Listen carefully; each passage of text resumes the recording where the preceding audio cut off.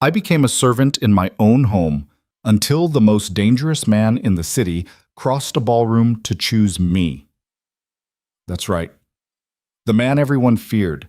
The man whose name alone made grown men lower their eyes. He walked past senators, heiresses, and supermodels, straight to me, the girl scrubbing floors, the girl her own family called worthless. But before I tell you how Luca Moretti changed everything, you need to understand how far I'd fallen and what it cost him to pull me back. Drop a comment with your city below so I can see how far this story travels. Hit that like button and stay until the end, because this is only the beginning. The chandelier in the Carter mansion had been my mother's pride. Italian crystal, shipped across an ocean, installed the year I was born. She used to say it scattered light like hope, catching even the smallest flame and turning it into something beautiful. Now I stood beneath it with a mop in my hands, watching water drip from its lowest tier where I'd just scrubbed away 3 months of neglect. You missed a spot. I didn't need to turn around to know who stood behind me. My stepsister Victoria had a particular tone she reserved just for me. Sharp enough to cut, but wrapped in honey, so anyone listening might think she was being helpful. Where? I asked quietly, wringing out the mop. Everywhere. She descended the last few stairs, her heels clicking against marble my mother had chosen. Honestly, Evelyn, if you can't even clean properly, I don't know why we keep you around. We. As if she'd had any say in it. As if this house hadn't belonged to my father, and his father before him, and generations of Carters before that. But my father was dead, and the will had been complicated. I'll redo it, I said. See that you do. Mother and I leave for the Westwood Gala in an hour, and I won't have guests arriving tomorrow to find the house looking like this. Victoria examined her reflection in a hallway mirror, adjusting an earring that probably cost more than I'd seen in 6 months. Oh, and you'll need to press my backup dress. The blue one. I haven't decided which I'm wearing yet. You're leaving in an hour. Then I suggest you hurry. She glided away, leaving behind the scent of expensive perfume and casual cruelty. I closed my eyes and counted to 10. It was a trick my mother had taught me when I was small and prone to tears. Count to 10, sweetheart. Feelings pass. Strength stays. My mother had been wrong about that. Feelings didn't pass. They burrowed deep and made homes in your chest, pressing against your ribs until breathing became a deliberate act. But I counted anyway. Because the alternative was screaming, and I'd learned that screaming only made things worse. The transformation had been gradual. When my father first married Claudia Hartwell, I'd been 15 and still stupid enough to believe in fairy tales where stepmothers learned to love their new daughters. Claudia had seemed kind at first, attentive, interested in my life, quick to compliment my mother's taste in everything from furniture to the garden roses. Your mother had exquisite taste, she told me the week after the wedding, running her fingers along the mantel where family photos stood in silver frames. I hope I can honor her memory properly. I'd wanted to believe her. Victoria had been harder to win over. 2 years older than me, she'd arrived with designer luggage and a cold assessment in her eyes that never quite warmed. But I'd tried. I'd invited her shopping, offered to help her navigate the private school where I'd spent the last 10 years, introduced her to my friends. She'd smiled, thanked me, then systematically dismantled every friendship I had. It was subtle at first. A comment here, a carefully edited photo there. She'd tell Sarah that I'd called her outfit cheap. She'd show Michelle texts I'd supposedly sent, complaining about her weight. By the time I realized what was happening, my entire social circle had iced me out. I don't understand why you're upset, Victoria had said when I confronted her. If they were really your friends, they'd believe you over me, wouldn't they? But they hadn't, because Victoria had something I'd never learned to wield, the ability to lie with conviction. My father had noticed my isolation. Evelyn, sweetheart, is everything all right at school? Fine, I'd said, because what else could I say? Your new stepdaughter is destroying my life and I can't prove it? He'd looked unconvinced but hadn't pressed. He'd been distracted then. Long hours at the office, business deals that seemed to consume him. I told myself he'd notice eventually, that he'd see what was happening under his own roof. But then came the accident, a late night at the office, rain-slicked roads, a truck driver who'd been awake for 20 hours straight and didn't see the red light. My father died on impact. They told me he hadn't suffered. I wasn't sure if that made it better or worse. The will reading had been 3 weeks after the funeral. I'd sat in Mr. Pemberton's office, still wearing black, still feeling like the world had tilted sideways and forgotten to right itself. Claudia sat to my right, her hand occasionally patting mine in a gesture that might have seemed comforting to anyone who didn't notice how her fingers never quite made contact. Victoria stood by the window, affecting boredom. Mr. Pemberton had cleared his throat. James Carter's will is quite straightforward. The bulk of the estate, including the family home, investment portfolios, and business interests, is to be held in trust until Evelyn Carter reaches the age of 25, at which point full control transfers to her. I'd felt something loosen in my chest. 25. I was 17 then. 8 years seemed like forever, but it was something. Security. Future. However, Mr. Pemberton continued, and that single word landed like a stone. James Carter's final codicil, added 6 months before his death, stipulates that Claudia Hartwell Carter is to serve as trustee and maintain full executive control over all assets until that time. She is to provide for Evelyn's welfare, education, and upbringing as she sees fit. The world had tilted again. "I'm sorry," I'd said, my voice barely above a whisper. "Could you repeat that?" "Your stepmother controls everything until you're 25, Mr. Pemberton had said gently. "Your father trusted her to care for you." Claudia's hand had finally made full contact with mine, squeezing. "Oh, sweetheart, of course I'll take care of you, your family." The smile she'd given me had been warm, maternal even. I should have recognized it for what it was, the expression of a woman who just won a game I hadn't known we were playing. The changes had started small. My credit card stopped working. "Just a temporary measure," Claudia had explained, "until we get the estate finances sorted out. You understand." My car, the one my father had given me for my 16th birthday, disappeared from the garage. "We had to sell it, dear. Estate taxes. Surely you don't mind pitching in." My college fund, the one my parents had been building since I was born, became inaccessible due to probate complications. Then came the real shift. "Evelyn, we need to talk about your contribution to the household." I'd looked up from my homework to find Claudia standing in the doorway of what had been my mother's study. I'd retreated there after losing my bedroom. Victoria had wanted the bigger space, and Claudia had agreed it was only fair since she's older. "Contribution?" I'd echoed.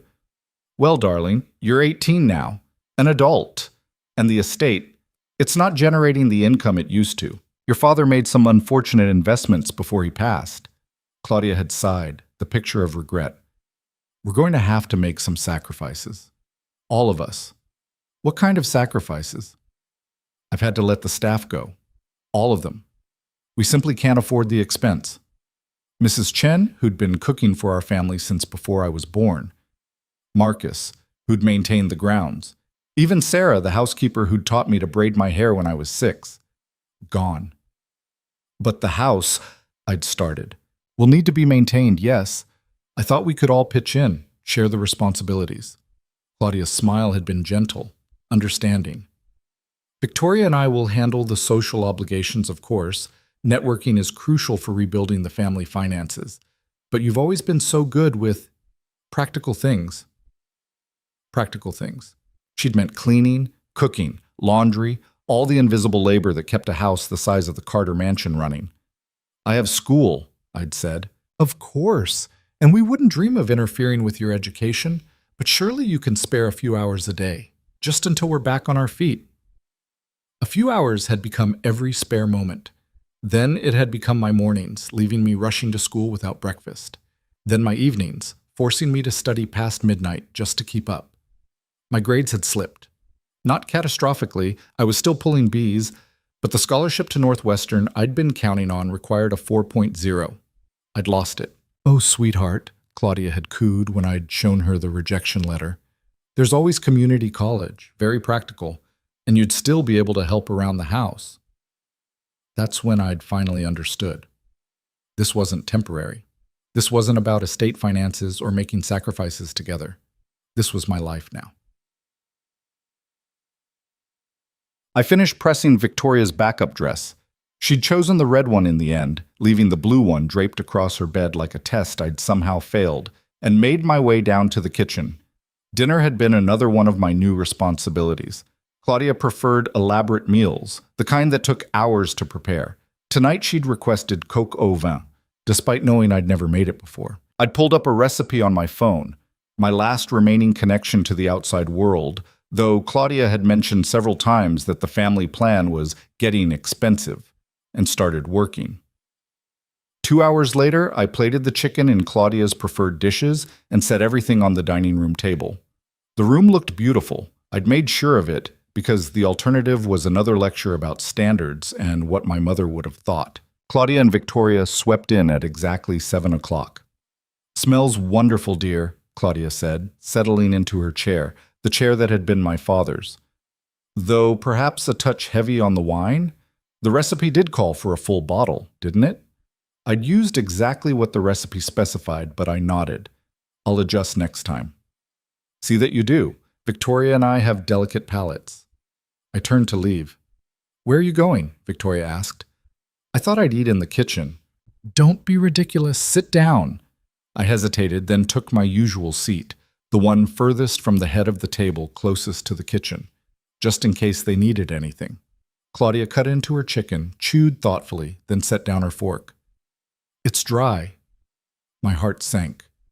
"I'm sorry, I followed the recipe." "Recipes are guidelines, Evelyn. Cooking is an art. Your mother understood that." She dabbed her lips with a napkin. "But then, your mother had natural talent. Some people do, some people don't." Victoria smirked into her wine glass. I pushed food around my plate, my appetite gone.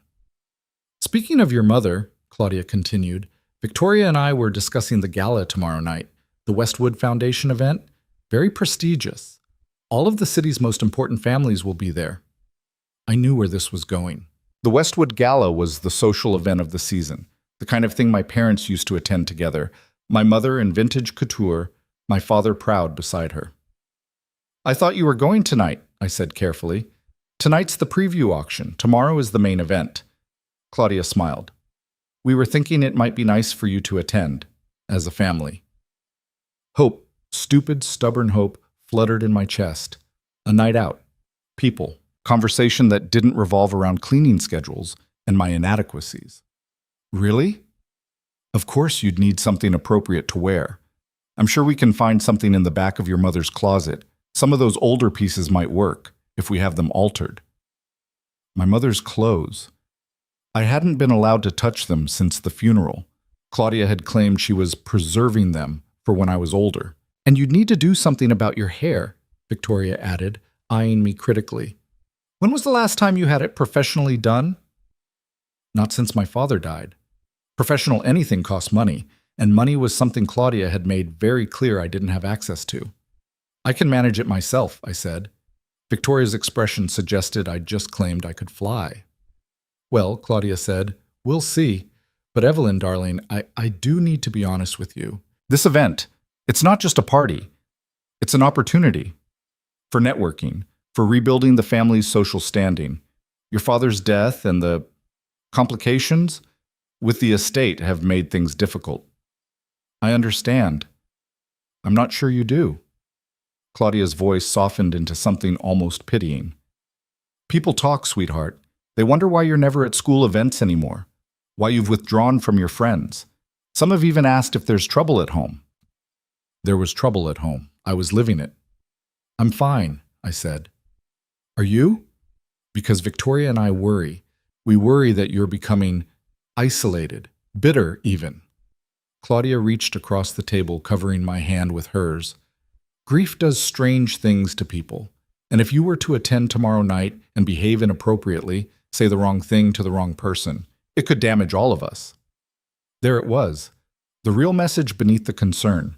Behave, smile, pretend everything is fine, or don't come at all. "I'll behave," I heard myself say. "I know you will, sweetheart. You're a good girl."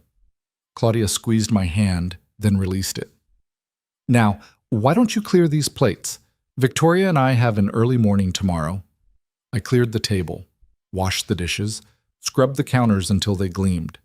By the time I made it to my room, the small one at the back of the house, the one that had been a guest room before becoming my entire world, it was past midnight. I collapsed onto the bed without changing clothes and stared at the ceiling. Tomorrow night, I'd go to the gala. I'd wear whatever dress Claudia deemed appropriate. I'd smile at the right people and say the right things and be the perfect example of a family united in grief. And maybe, just maybe, I'd remember what it felt like to be Evelyn Carter. Not the girl who scrubbed floors in her own home, not the servant who didn't deserve kindness, just me. I closed my eyes and let myself imagine it. I had no idea how wrong I was, or how right. The Westwood Foundation Gala was held at the Meridian Hotel, a glass and steel monument to excess perched on the edge of the city's financial district. I'd been there once before, years ago, when my father had been honored for his philanthropy. I remembered marble floors and champagne fountains, and feeling like I'd stepped into a different world. Walking through the doors now, I felt like an imposter. Claudia had selected my dress that morning, a pale blue thing that had belonged to my mother but had been altered so many times it barely resembled the original. Too loose in the bust, too tight in the waist, and at least 3 inches too long, forcing me to walk carefully or risk tripping. "It's vintage," Claudia had declared, as if that explained everything. "Very appropriate." Victoria had taken one look at me and laughed. "You look like you're playing dress-up in Mommy's closet." She wasn't wrong. My hair, which I'd attempted to style myself, had already started falling from its pins. My shoes, also my mother's, also altered, pinched with every step. And my makeup, carefully applied in my bedroom mirror, looked garish under the ballroom chandelier lighting. I looked exactly like what I was. A girl pretending to belong somewhere she didn't. "Remember," Claudia murmured as we entered, "smile, be polite, and for heaven's sake, don't monopolize anyone's time. These people are here for important conversations." Translation: don't embarrass us. I nodded. The ballroom was already packed. Women in designer gowns clustered around high-top tables, their laughter bright and performative. Men in tuxedos discussed business deals over whiskey. Waiters circulated with champagne and hors d'oeuvres that probably cost more than I'd eaten in a month. Claudia and Victoria were absorbed into the crowd within minutes, pulled into conversations with people who mattered. I drifted to the edge of the room and tried to look purposeful, like I was waiting for someone rather than avoiding everyone. "Evelyn Carter?" I turned to find Jennifer Walsh, a girl I'd gone to school with. We'd never been close, but we'd shared a chemistry class junior year and sometimes partnered for labs. "Jennifer, hi." "Oh my God, I almost didn't recognize you." Her eyes traveled over my dress, my hair, my entire carefully constructed disaster. "Are you okay?" "I'm fine. It's just, I haven't seen you around much, and people have been saying—" She stopped, clearly unsure how to finish that sentence. "Saying what?" "Nothing. Just, after your dad." Jennifer trailed off again, then brightened artificially. "Anyway, you should come say hi to everyone. Michelle's here and Sarah, and—" "That's okay," I said quickly. The last thing I needed was to face the friends who'd dropped me. "I should probably—" "Evelyn," Victoria's voice cut across the ballroom. I turned to find her waving me over to where she stood with Claudia and a cluster of older women dripping in diamonds. "Excuse me," I told Jennifer, and made my way across the floor. "There you are," Claudia said, her smile tight. "Mrs. Westwood was just asking about you." Rebecca Westwood, the gala's host and the wife of one of the city's wealthiest developers, regarded me with the kind of polite interest people reserved for moderately interesting pets. "Evelyn, yes, I knew your mother. Lovely woman. Such a tragedy." Mrs. Westwood's eyes performed the same assessment Jennifer's had: dress, hair, overall presentation, and found it lacking. "And how are you managing, dear?" "I'm well, thank you." "She's been such a help at home," Claudia interjected smoothly. "Very domestic. Loves cooking and cleaning. Don't you, darling?" Every woman in the circle looked at me with new understanding. Not pity, something worse. Dismissal. The recognition that I'd fallen from their sphere into something lesser. "How nice," Mrs. Westwood said, in a tone that suggested it was anything but. "Evelyn's taking a year off before college," Victoria added, her voice dripping false sympathy, "to process her grief. Very mature of her." I wasn't taking a year off. I'd lost my scholarship and had no means to pay tuition. But correcting Victoria in front of these women would only make things worse. So I smiled, just trying to figure out my next steps. Of course, Mrs. Westwood said, already looking past me toward someone more interesting. Well, best of luck to you, dear. I was dismissed. Claudia caught my arm as I started to retreat. Why don't you go get us some champagne, she murmured. 2 glasses. And don't drink any yourself, you're underage. I was being sent to fetch drinks like hired help. I made my way to the bar, face burning, and ordered 2 glasses of champagne. The bartender handed them over without comment, and I turned to navigate back through the crowd. That's when I saw him. He stood near the far entrance, surrounded by space despite the crowded room. People gave him distance, not obviously but instinctively, the way small animals sense predators. Luca Moretti. I'd never seen him in person before, but I knew who he was. Everyone in the city knew who he was. The newspapers called him a businessman, which was technically true the way calling a hurricane a weather event was technically true. He owned half the waterfront, had ties to construction, shipping, and industries people didn't talk about in polite company. He was dangerous, connected, the kind of man mothers warned their daughters about. And he was looking directly at me. I froze, champagne glasses wobbling in my hands. His eyes, dark, assessing, missing nothing, held mine for a long moment. Then he said something to the man beside him and started walking. Toward me. My brain screamed at me to move, to flee, to disappear into the crowd before whatever this was could happen. But my feet wouldn't cooperate. He crossed the entire ballroom in long, purposeful strides. People shifted out of his path without seeming to realize they were doing it. Conversations died and restarted in his wake. And then he was standing in front of me. Up close, he was even more devastating. Tall, broad-shouldered, with sharp features that might have been handsome if they weren't so severe. His tuxedo was perfectly tailored, expensive without being showy.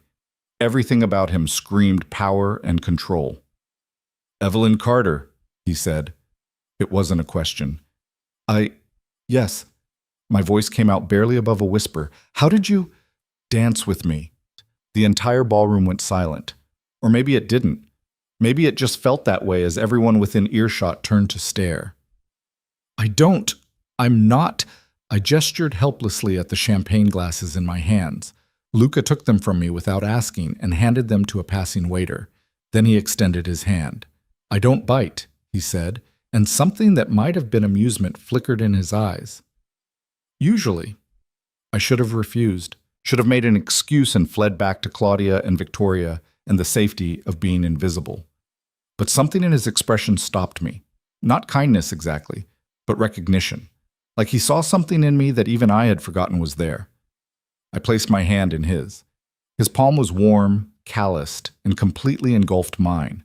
He led me to the center of the dance floor, the cleared space where no one had been dancing because this was the kind of party where dancing was secondary to networking. The orchestra, sensing the moment, shifted into a waltz. Luca pulled me close, one hand at my waist, the other holding mine, maintaining exactly the right amount of propriety while making it absolutely clear who was leading. We began to move. I'd learned to waltz when I was 12, at my mother's insistence. Every lady should know how to dance properly, she'd said. But that had been years ago, and I was rusty and nervous and hyper-aware of every eye in the room tracking us. "Relax," Luca murmured. "Everyone's staring. Let them. I don't understand why I chose you." He spun me smoothly through a turn. "Maybe I like choosing what others overlook." Heat flooded my face. I don't need charity." "Good. I don't give charity." His eyes locked onto mine, intense and unwavering. "What's your stepmother's name?" The question was so unexpected I almost stumbled. "Claudia, why? And the sister? Victoria. But they're not. What does this have to do with everything?" He guided me through another turn, and I realized we'd moved to the exact center of the floor, where the light was brightest and the visibility highest. "They sent you to fetch drinks, dressed you like a doll they're tired of playing with, put you on display so everyone could see how far you've fallen." Shame and anger warred in my chest. "You don't know anything about my family. I know they're standing over there looking like they've swallowed glass." He nodded subtly toward where Claudia and Victoria stood frozen, their faces portraits of shock. I know you've been cleaning your own house for 6 months. I know you lost a full scholarship because your grades dropped after your father died, and no one bothered to help you. Should I continue? My heart hammered. How do you... I make it my business to know things. The music swelled, and he pulled me incrementally closer, especially when someone catches my attention. I haven't... You didn't have to. His thumb traced a small circle against my back, a gesture so subtle I might have imagined it. I saw you standing at the edge of the room, looking like you were trying to disappear, and I thought, there's someone who's been taught she's invisible. Tears pricked my eyes. I blinked them back furiously. I also thought, Luca continued, his voice dropping lower, that anyone who could survive what you've survived and still show up here, still try, must be stronger than she realizes. I'm not strong, I whispered. I'm just stuck. Then get unstuck. It's not that simple. It could be. The music was ending. Our dance was almost over. In moments, I'd have to return to Claudia and Victoria and explain why Luca Moretti, of all people, had singled me out. Why did you really ask me to dance? I asked. Luca studied me for a long moment, as if deciding how much truth to tell. Because every person in this room is exactly who they pretend to be. Except you. You're trying to pretend you're nothing special. He leaned in, his breath warm against my ear. You're failing. The music stopped. For one suspended moment, we stood motionless in the center of the ballroom, his hand still at my waist, mine still in his. Then he stepped back, released me, and bowed slightly. An old-fashioned gesture that somehow felt perfectly natural coming from him. Thank you for the dance, Miss Carter. He turned and walked away, leaving me standing alone under the chandelier, every eye in the room fixed on me. I'd never felt more exposed, or more seen. The ride home was arctic. Claudia sat in the front passenger seat, spine rigid, staring straight ahead. Victoria sprawled in the back beside me, her silence somehow louder than screaming. The driver, hired for the evening because Claudia insisted on making an entrance, navigated the late-night streets while I pressed myself against the door and tried to become invisible. It didn't work. Well, Claudia said finally, her voice crystalline with controlled fury. That was quite a performance. I said nothing. There was nothing to say that wouldn't make this worse. Luca Moretti, Victoria hissed, and even his name sounded dangerous in her mouth. Do you have any idea who that man is? Everyone knows who he is, Claudia snapped. The question is what he wants with her. Maybe he felt sorry for her, Victoria suggested, examining her nails. She did look pathetic. Men like Luca Moretti don't feel sorry for anyone. They take what benefits them. Claudia twisted in her seat to look at me directly. What did he say to you? Nothing. We just danced. People don't just dance with Luca Moretti. He doesn't socialize. He doesn't small talk. He attends exactly 3 events a year and speaks to perhaps 5 people at each one. Her eyes narrowed. So I'll ask again. What did he say? My mind raced, trying to remember his exact words. About my family, about strength, about being unstuck. He asked my name, I said carefully, and he said I danced well. It was close enough to true that my voice didn't waver. Claudia studied me for a long moment, clearly weighing whether to push harder. Then she turned back around. If he contacts you again, you will tell me immediately. Do you understand? Yes. I mean it, Evelyn. That man is dangerous. Whatever game he's playing, you are not equipped to handle it. The driver pulled up to the Carter mansion. Victoria was out of the car before it fully stopped, heels clicking up the front walk. Claudia followed more slowly, already pulling out her phone. I trailed behind them both, my altered dress dragging against the ground. Inside, Victoria headed straight for the stairs. I'm exhausted. All that excitement over nothing. Nothing, Claudia repeated, but she was staring at me again. Yes. Hopefully that's all it was. I waited until they'd both disappeared upstairs before I finally exhaled. My hands were shaking. I made my way to the kitchen, thinking I'd make tea, something to calm the adrenaline still coursing through me. But when I flipped on the lights, I found breakfast dishes still piled in the sink, Claudia and Victoria's, left from this morning with the clear expectation that I'd handle them. I stared at the crusty plates and congealed egg yolk, and felt something crack inside my chest. The dance had been real. For 10 minutes, I'd been seen, valued, chosen, even if I didn't understand why. And now I was back here, in a kitchen that should have been mine, cleaning up after people who treated me like a servant in my own home. I turned off the light and left the dishes where they were. It was a small rebellion. Meaningless, really, but it felt like something. I didn't expect to hear from Luca Moretti again. Men like him didn't pursue girls like me, girls with no money, no prospects, no power. The dance had been an anomaly, a moment of curiosity or charity or whatever impulse had driven him to cross that ballroom. So when I found the envelope on my dresser the next afternoon, I almost didn't open it. It was heavy cream cardstock, expensive, with no return address. My name was written across the front in dark ink, the handwriting angular and precise. I turned it over twice, checking for, I didn't know what, some indication of who'd sent it or how it had gotten into my room. Finally, I slid my finger under the seal and pulled out a single card. Dinner. Friday, 7 p.m. A car will pick you up. LM. No please. No asking. Just a statement of fact, as if my attendance was already decided. My heart hammered against my ribs. This was insane.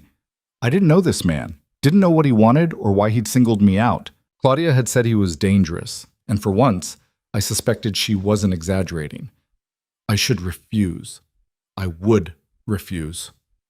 I pulled out my phone, still on the family plan that Claudia complained about monthly, and realized I had no way to contact him. No number, no email, nothing.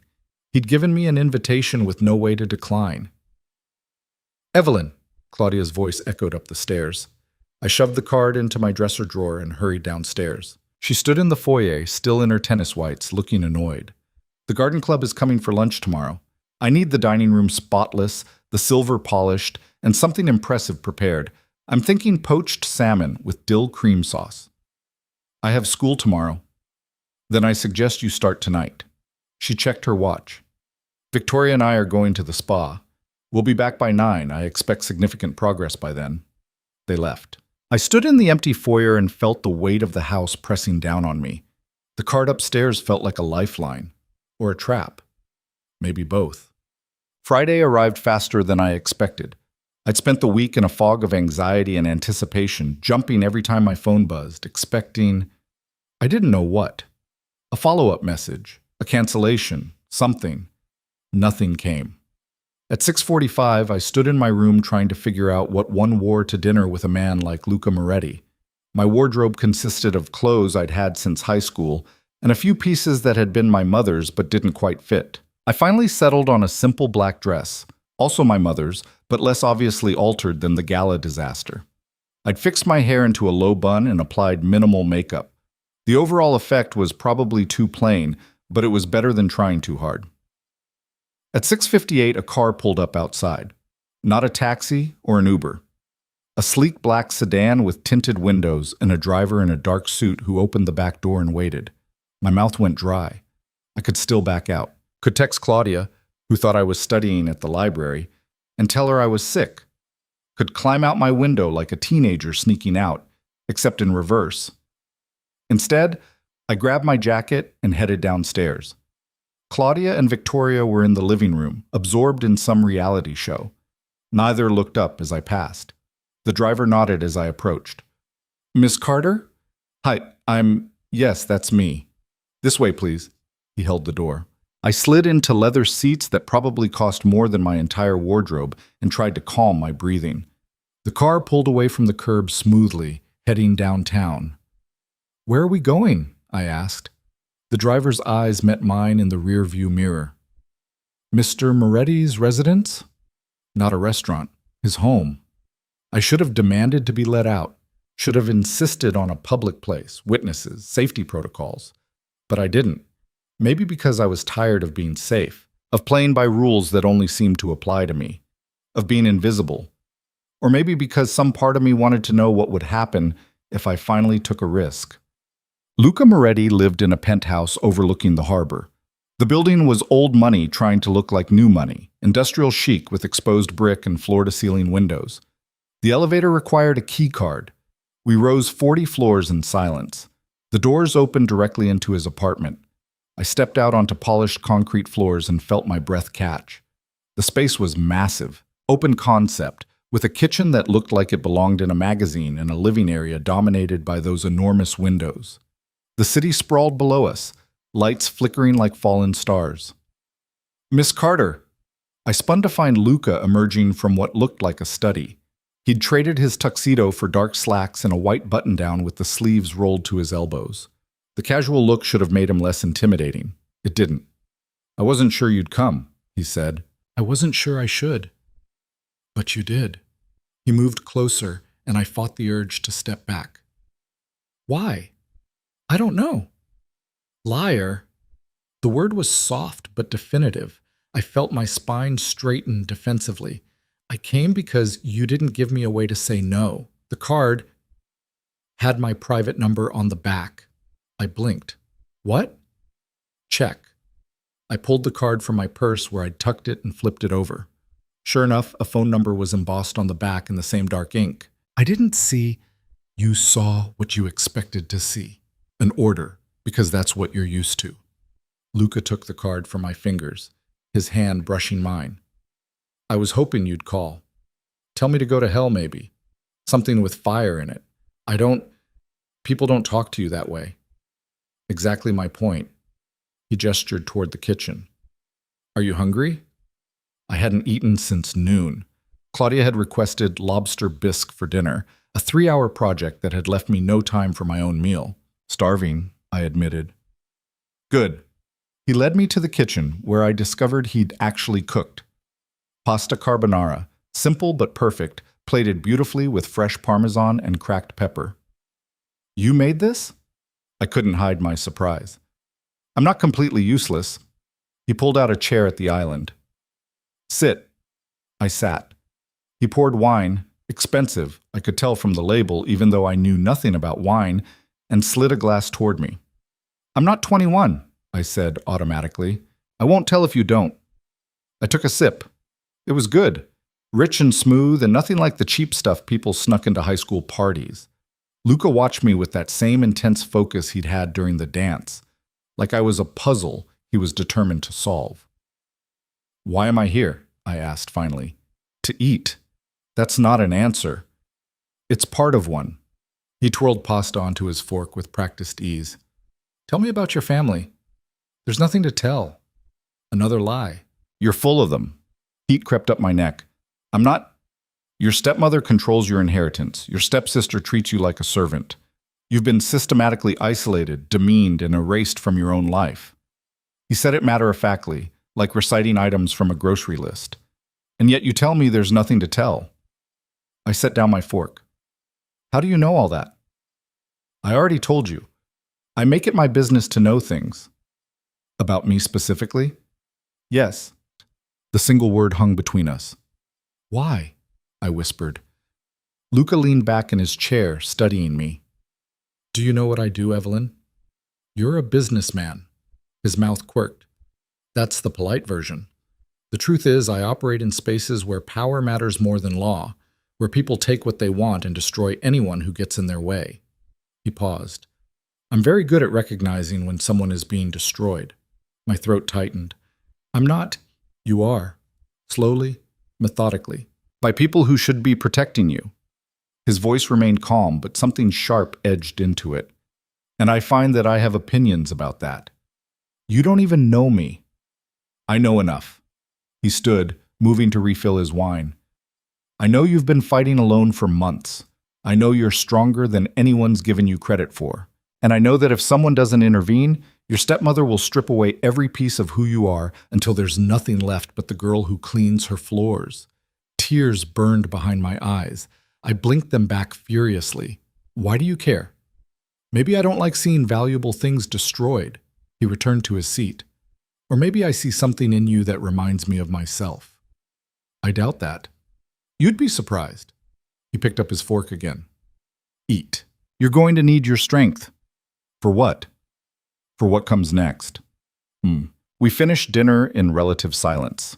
I was too nervous to make conversation, and Luca seemed content to watch me with that unnerving intensity. Finally, he cleared the plates and led me to the living area. The city glittered below us, beautiful and indifferent.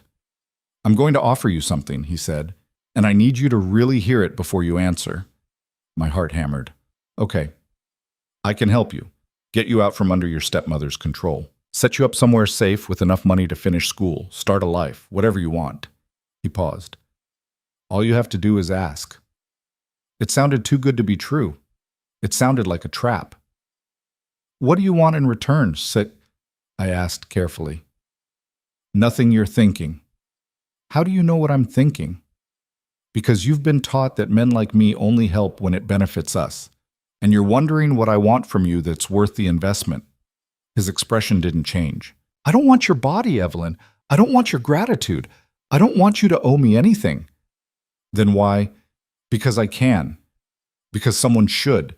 Because watching your stepmother parade you around like a broken doll makes me want to burn down everything she's built." He moved closer. "Take it or don't. But know that the offer is real." I stared at him, searching for the catch. "There's always a cost," I said finally. "Yes, the cost is that you'll have to be brave enough to take it, to walk away from the only home you've ever known and the people who've convinced you that you deserve nothing better." His eyes held mine. "Can you do that?" Could I? Everything in me screamed that this was dangerous, that I didn't know this man or his motivations, that accepting help from someone like Luca Moretti came with strings I couldn't see yet. But the alternative was staying, continuing to scrub floors and bite my tongue and watch my own life slip away piece by piece. "I need to think," I whispered. "Fair enough." He pulled a phone from his pocket, not his personal one, I realized, but a separate device, and held it out. "This is for you, my number's programmed. No one else's. If you need me for anything, you call." I took the phone. It was warm from his pocket. "What if my stepmother finds it?" "Then you tell her it's mine, that I gave it to you because I'm interested." He smiled without humor. "She won't question that. Women rarely do when it comes to men like me." "Are you?" I asked before I could stop myself. "Interested?" Luca was quiet for a long moment. When he spoke, his voice was lower, rougher. "I'm interested in making sure you survive. Everything else—" He shook his head. "Ask me again when you're not under someone else's control." It was the most decent thing anyone had said to me in months. I clutched the phone. "Thank you. For dinner. For this. For—" "Don't thank me yet." He walked me back to the elevator. "You haven't decided anything." The ride down was faster than the ride up. The same driver waited outside. As the car pulled away, I looked back at the building and saw Luca standing at one of those massive windows, a dark silhouette against the light, watching me leave, or watching over me. I wasn't sure which. I hid the phone in the back of my closet, buried under old sweaters Claudia had deemed too shabby for donation, but too cheap to throw out. Then I lay in bed and stared at the ceiling. Luca's offer played on repeat in my mind. Freedom, safety, a future that didn't involve scrubbing someone else's kitchen. All I had to do was be brave enough to take it, but bravery required believing I deserved better, and I wasn't sure I did anymore. The weekend passed in a blur of chores and careful avoidance. Claudia watched me more closely than usual, as if expecting me to sprout wings or confess to something. Victoria was worse. She'd started making pointed comments about Luca whenever Claudia was out of earshot. "Must be nice having a sugar daddy," she'd murmured on Saturday while I folded laundry. "Though I can't imagine what he sees in you." I didn't respond. Responding only encouraged her. Sunday night, I finally cracked. I pulled out the phone Luca had given me and stared at his number. My thumb hovered over the call button. What would I even say? "Help me? I'm ready? I don't know how to do this alone?" Before I could decide, the phone buzzed. A text. From Luca. "You're thinking too hard." I nearly dropped the device. How did he... Another text. "Brave doesn't mean fearless. It means doing it anyway." My hands shook as I typed back. "How do you know I'm thinking it all?" His response was immediate. "Because if you'd decided, you would have called. And if you'd given up, you would have thrown the phone away." He was right. I don't know how to leave. 3 dots appeared, disappeared, appeared again, one step at a time. First step, believe you deserve better. What if I can't? Then fake it until you can. I'll handle the rest. I stared at those words for a long time. Why are you doing this? The response took longer this time. Because no one did it for me, and I remember what that cost. Something in my chest cracked open. Okay. I'm ready. Help me. The dots appeared and stayed there for several seconds. Monday. After school. Be ready to leave with only what you can carry. I'll take care of everything else. Panic flooded through me. That's too fast. Fast is better. Less time to back out. Less time for them to stop you. What if... Trust me. 2 words. Simple. Terrifying. But also solid. Like a foundation I could build on. Okay, I typed again. Monday. Good girl. Get some sleep. You're going to need it. I set the phone down and realized I was crying. Not from sadness, not from fear, from relief. Someone was coming for me. I just had to hold on one more day. Monday morning dawned gray and cold. I dressed for school in jeans and a sweater, then carefully packed a backpack with things I couldn't leave behind. My mother's jewelry, costume pieces mostly, but they'd been hers. Photos from before the wedding, my laptop, a few clothes. It wasn't much, but it was mine. Claudia and Victoria were already at breakfast when I came downstairs. You look terrible, Victoria observed. Didn't sleep? I'm fine. You're never fine. She bit into a piece of toast. But you're always so eager to pretend. Claudia set down her coffee. Evelyn, I need you home by 3:30. The Hendersons are coming for dinner, and I need at least 4 hours to prepare. I have a study group, I lied. It might run late. Then leave early. This is important. So is my education. The words came out sharper than I'd intended. Claudia's eyes narrowed. Excuse me? I swallowed hard. I just meant I can't control when the group ends. I'll get home as soon as I can. She studied me for a long moment. You've been acting strange lately, ever since that gala. If I find out you're doing something foolish, I'm not. See that you're not. She returned to her coffee. 3:30, Evelyn. Don't make me wait. I grabbed my backpack and fled. School was torture. Every class felt endless. Every minute dragged. I kept checking my phone, the normal one, not Luca's, and watching the clock. At lunch, Jennifer found me in the library. Hey, you okay? You look like you're about to throw up. Just stressed. Big test this week. Right. She didn't believe me. Listen, I know we haven't talked much since everything, but if you need anything, I'm fine, I said automatically. Evelyn, I have to go. Sorry. I left before she could press. Finally, mercifully, the last bell rang. I walked out the front doors with my backpack and didn't look back. Luca's car was waiting across the street. The same driver. The same dark sedan. But this time, when the door opened, Luca himself was inside. Get in. I hesitated on the curb.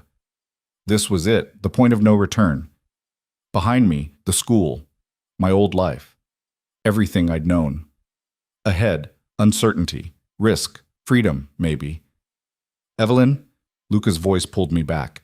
He was watching me with that intense focus, like he could see every thought racing through my mind. I can't promise it'll be easy, he said quietly, but I can promise it'll be better than this. I climbed into the car. The driver closed the door. And just like that, I left. We didn't go back to Luca's penthouse. Instead, the car headed north, out of the city proper and into one of the quieter neighborhoods where old trees lined the streets and houses sat back from the road behind iron gates. Where are we going? I asked. Somewhere safe. Somewhere she can't find you.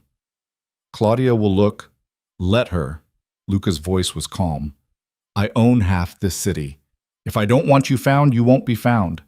The certainty in his voice should have been arrogant. Instead, it was oddly comforting.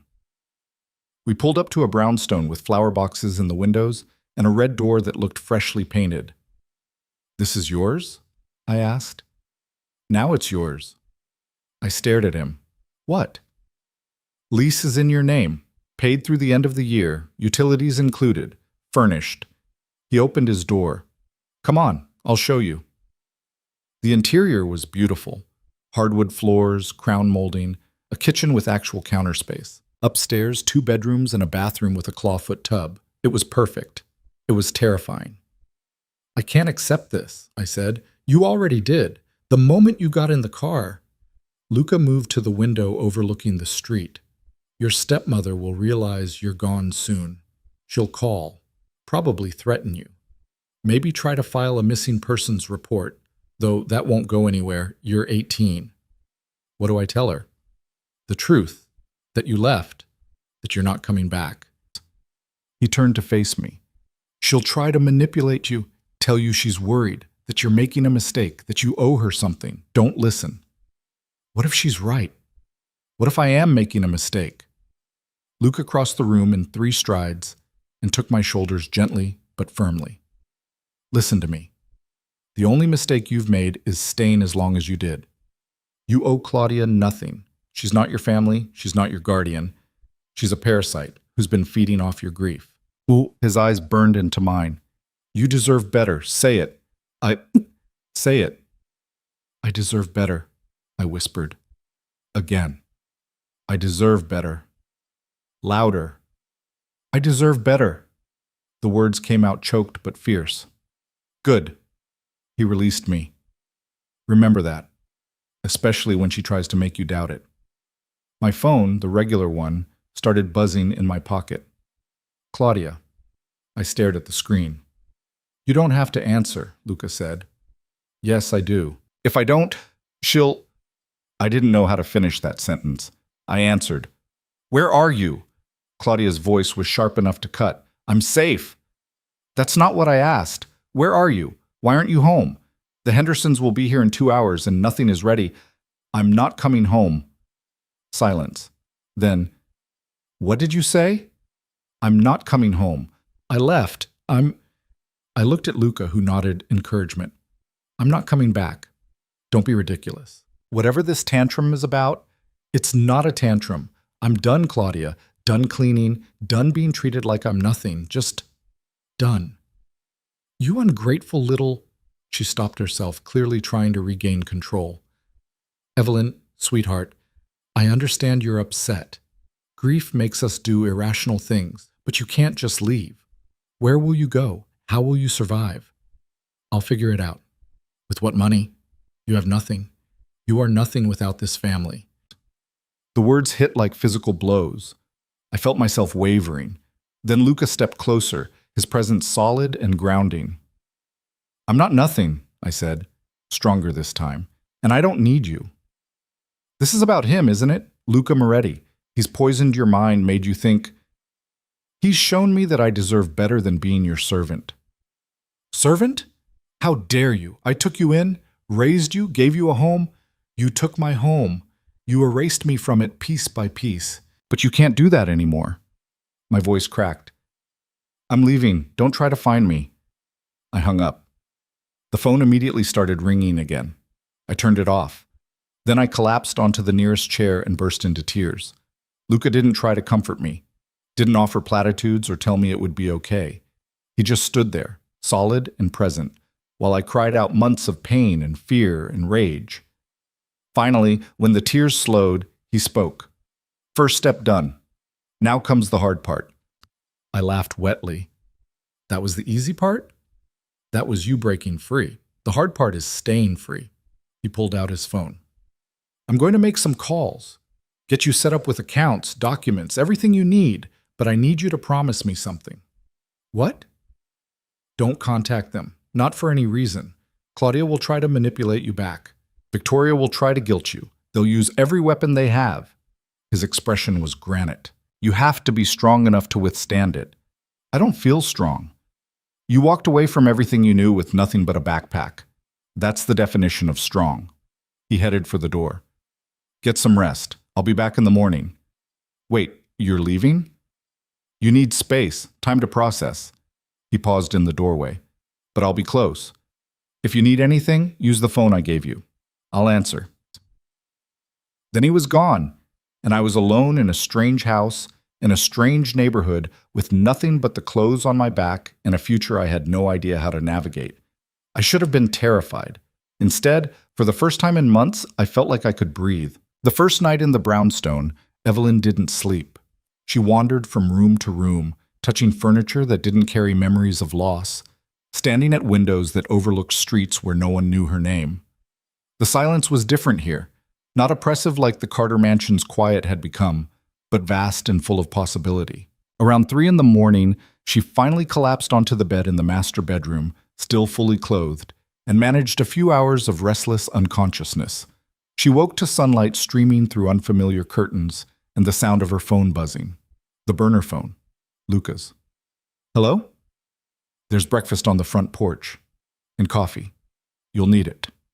She stumbled downstairs to find an insulated bag containing pastries from a bakery she recognized from downtown, the expensive one her mother used to visit on special occasions, and a thermos of coffee that smelled like heaven. A note was tucked inside. Eat. Shower. I'll be there at 9. It was 7:30. Evelyn ate standing at the kitchen counter, too restless to sit. The croissant was buttery and perfect and tasted like freedom. She took her coffee upstairs and stood under the shower until the hot water ran lukewarm, washing away the previous day's fear and tension. By the time Luca's car pulled up at exactly 9 o'clock, she felt almost human. He came to the door this time instead of waiting in the car. Dark jeans, black sweater, the same intense focus in his eyes that made her feel simultaneously seen and exposed. "How are you?" he asked. "I don't know yet." "Honest answer." He stepped inside, carrying a leather messenger bag. "Your stepmother called my office 4 times yesterday, left increasingly threatening voicemails." Evelyn's stomach dropped. "What did she say?" "That I'm corrupting a vulnerable girl, that she'll file kidnapping charges, that I have no idea who I'm dealing with." His expression didn't change. Standard intimidation tactics from someone who's lost control. "Can she actually do anything? Legally?" "No. You're 18, you left of your own accord, and I have excellent lawyers who are already prepared to bury any claim she tries to make." He set the bag on the kitchen counter. "But that won't stop her from trying other methods." "Like what?" "Slander, social pressure. She'll spread rumors, paint you as unstable or ungrateful. She'll contact your friends, your school, anyone who might influence you to come back." He pulled documents from the bag. "Which is why we're going to move fast." The documents were overwhelming. Bank accounts in her name, credit cards with substantial limits, contact information for lawyers, accountants, a therapist, a new phone, not a burner, but an actual smartphone with an unlimited plan. "This is too much," Evelyn said. "This is the minimum you need to establish independence." Luca spread the papers across the counter. "The bank account is yours. Money from a trust I've set up. Not charity. Think of it as reparations for what was stolen from you. I can't pay you back. I don't want you to. I want you to use it to build something better." He pointed to another document. "This is information for a lawyer who specializes in estate law. Your father's will can be challenged. The codicil giving your stepmother control was added suspiciously close to his death, and there are questions about his mental state at the time." Hope fluttered dangerously in Evelyn's chest. "You think I could get the estate back?" "I think it's worth investigating, but it'll take time. Months, maybe longer. Which is why you need to be settled and stable now, so when that fight comes, you're ready for it." He walked her through each document, explaining with a patience she hadn't expected. Bank routing numbers. Credit limits. Who to call if Claudia showed up at her door. "Don't engage with her directly," he said. "Any communication goes through lawyers. She'll try to provoke you, make you emotional so you'll say something she can use against you." "I don't know how to do this," Evelyn admitted. "Any of this. I've never had my own bank account, never paid bills or managed money, You'll learn, and I'll help until you can do it yourself." He checked his watch. "There's one more thing we need to handle today." "What?" "School. You need to officially withdraw and get your transcript sent somewhere safe. Can't have your stepmother blocking your academic records." The thought of going back to her old school made Evelyn's skin crawl. "Can't I just call?" "You could, but showing up in person, confident and clear about your decision, sends a message." His eyes held hers. "That you're not running, you're choosing." She understood what he wasn't saying, that if she hid now, she'd keep hiding. That strength had to be practiced, not just claimed. "Okay," she said. "Let's go." The drive to Westfield Academy took 20 minutes. Evelyn spent most of it staring out the window, watching familiar streets pass by, feeling like she was visiting a foreign country. Luca's presence beside her was grounding. He didn't try to fill the silence with reassurance or warnings. He just existed, solid and certain, like an anchor in a storm. The school's administrative building looked the same as always, brick and ivy, expensive and exclusionary. Evelyn had walked these paths for years without questioning whether she belonged. Now she knew she didn't. And more importantly, she knew she didn't want to. "I'll wait here," Luca said as they parked. "You're not coming in?" "This is yours to do, but I'm here if you need me." She took a deep breath and got out of the car. The registrar's office was on the second floor. Mrs. Chen, no relation to their former cook, had been processing student records since before Evelyn was born. She looked up when Evelyn entered, her expression shifting from polite professionalism to poorly concealed curiosity. "Evelyn Carter, I was wondering when you'd show up." "I need to withdraw," Evelyn said, "and get my transcript sent to—" She paused, realizing she didn't have an answer. "Somewhere I can access them digitally." "Withdrawing in the middle of the semester?" Mrs. Chen's eyebrows climbed. "Does your guardian know about this?" "I'm 18. I don't need a guardian's permission. Still, it's highly irregular. You're one of our top students, despite the recent difficulties. Throwing that away seems—" "I'm not throwing anything away. I'm taking control of my education instead of letting someone else dictate it." Evelyn kept her voice level. "Can you process the withdrawal, or not?" Mrs. Chen studied her for a long moment, then sighed. "I'll need you to fill out some forms, and I'm required to note that you're making this decision against school advisement. Note whatever you need to." The forms took 15 minutes. Evelyn's hand was steady as she signed her name, officially severing her connection to Westfield Academy and everything it represented. As she stood to leave, Mrs. Chen spoke again. "Your mother would have been proud of you, you know." Evelyn froze. "Excuse me?" "I knew Caroline Carter. She was on the alumni board for years. Brilliant woman. Strong. Not afraid to make difficult choices." Mrs. Chen's expression softened slightly. "I don't know what's happened in your life, Evelyn, but I know running away isn't the same as moving forward." "I'm not running away." "Good, because Caroline's daughter deserves better than that." Evelyn left before the tears could start. Luca was leaning against the car when she emerged, phone to his ear. He ended the call when he saw her face. "Done." "Done." She climbed into the passenger seat. "Where to now?" "Wherever you want. This is your day." The freedom of that statement was overwhelming. When was the last time she'd gone somewhere just because she wanted to? Done something that wasn't dictated by someone else's needs or demands? "I don't know what I want," she admitted. "Then let's figure it out." He pulled out of the parking lot. "What did you used to like doing before everything changed?" Evelyn thought back to the girl she'd been at 15, before her father remarried, before loss and manipulation had reshaped her into someone small and scared. "Reading," she said finally. "I used to spend hours at the bookstore downtown, the old one with the cafe in the back." "Morrison's, still there." Luca changed direction. "What else?" "Art galleries. My mom loved them. We'd go on Sundays and she'd make up stories about the paintings." The memory brought both warmth and ache. "And walking by the harbor, just being outside. We can do all of that." "Right now?" "Why not? You have nowhere else to be." It felt subversive, dangerous, spending a Tuesday doing exactly what she wanted instead of what was required. She loved it. They spent the morning at Morrison's, where Evelyn selected half a dozen books without checking price tags or worrying about whether they were practical. Luca bought coffee and sat across from her in the cafe, working on his phone while she lost herself in pages. "You don't have to stay," she said at one point. "I'm sure you have important things. I'm exactly where I need to be." Something in his tone made her look up. He was watching her with that same intensity, but softer now, almost bond. "What?" she asked. "You're smiling. First time I've seen it look real." She touched her face, surprised. She was smiling. When had that started? They left Morrison's and walked the harbor path, the November wind sharp off the water. Luca didn't try to fill the silence with conversation. He just walked beside her, occasionally pointing out ships or landmarks, letting her set the pace. "Can I ask you something?" Evelyn said finally. "Always." "Why are you really doing this? And don't say because you can or because no one helped you. There's more to it."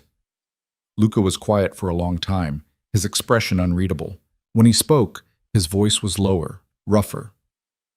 "When I was 17, I made a choice that cost me everything. My family, my home, any chance at a normal life." He stared out at the water.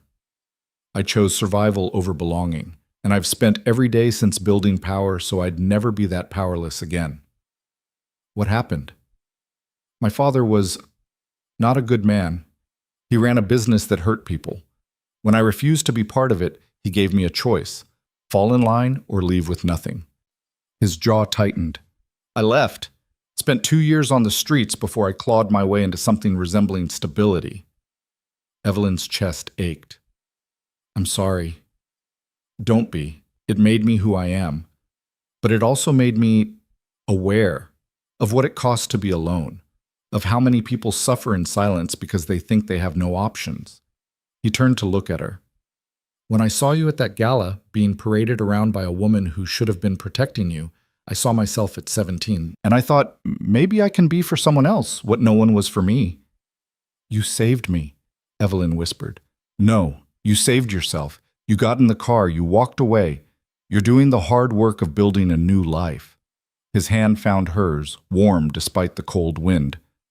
"I'm just making sure you have the resources to do it." They stood there, hands clasped, the city moving around them while they existed in their own suspended moment. "What if I fail?" Evelyn asked. "What if I'm not strong enough to make this work?" "Then you fail, and you try again. Strength isn't about never falling, Evelyn. It's about getting back up." He squeezed her hand. "And you've been getting back up for months. You just didn't recognize it as strength." Something shifted in her chest. A knot she'd been carrying since her father's death began to loosen. "Thank you," she said. "For what?" "For seeing me when everyone else decided I was invisible." Luca's expression gentled. "You were never invisible, just surrounded by people too blind to look." They walked back to the car as the sun started to set, painting the harbor in shades of orange and gold. Evelyn felt lighter than she had in months. She should have known it wouldn't last. The first sign of trouble came 3 days later. Evelyn had started to establish a routine: mornings reading or exploring the neighborhood, afternoons researching online classes, and working with Luca's recommended lawyer on the estate case. The brownstone was starting to feel like home rather than a hiding place. She was making lunch when her burner phone rang. Luca's voice was tight when she answered. "Don't leave the house today." "What? Why?" "Your stepmother filed a police report claiming you're mentally unstable and a danger to yourself. It's bullshit, and my lawyers are already handling it, but until it's resolved, we need to be careful." Fear spiked through her. "Can they force me back?" "No, but they can make your life complicated. Just stay inside until I get there." He arrived an hour later with his lawyer, a sharp-eyed woman named Patricia who looked like she ate corporate executives for breakfast. "This is harassment, plain and simple," Patricia said, settling at the kitchen table with a stack of files. "Mrs. Carter is weaponizing the mental health system to regain control of you. Unfortunately, it's a tactic that often works because people assume a concerned parent must be acting in good faith."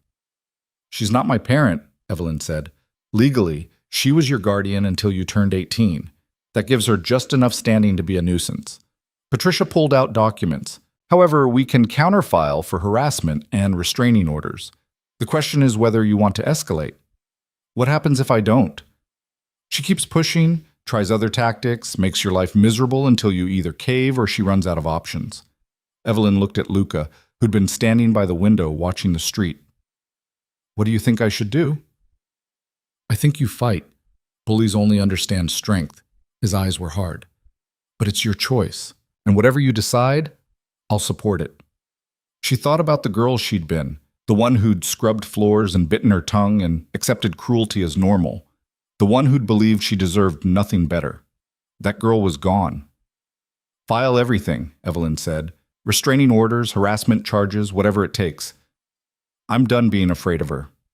Patricia smiled. Good. I was hoping you'd say that.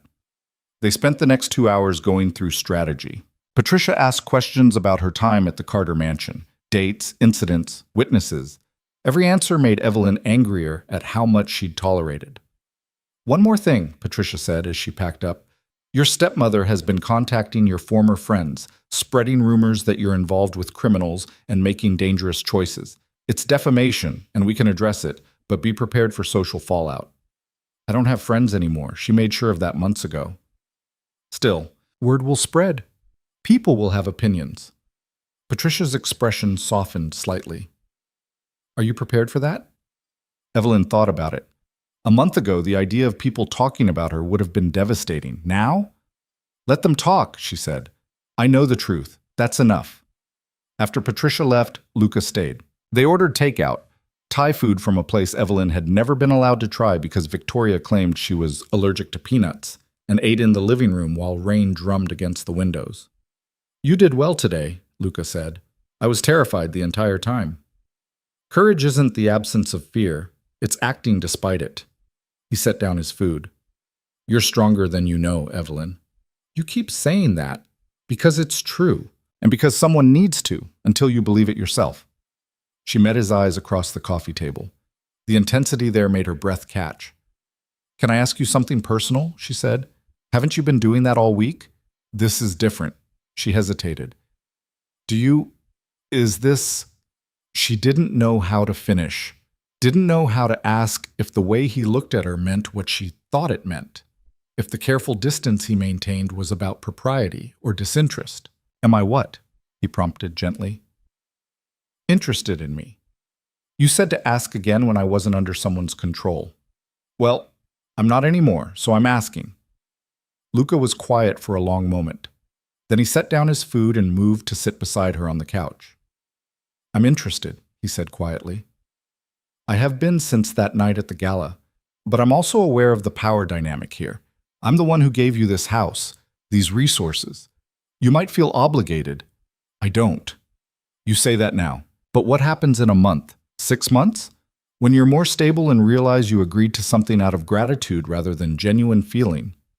His hand found hers. I won't take advantage of your vulnerability, Evelyn, even if it kills me. Her heart was hammering. What if it's not about gratitude?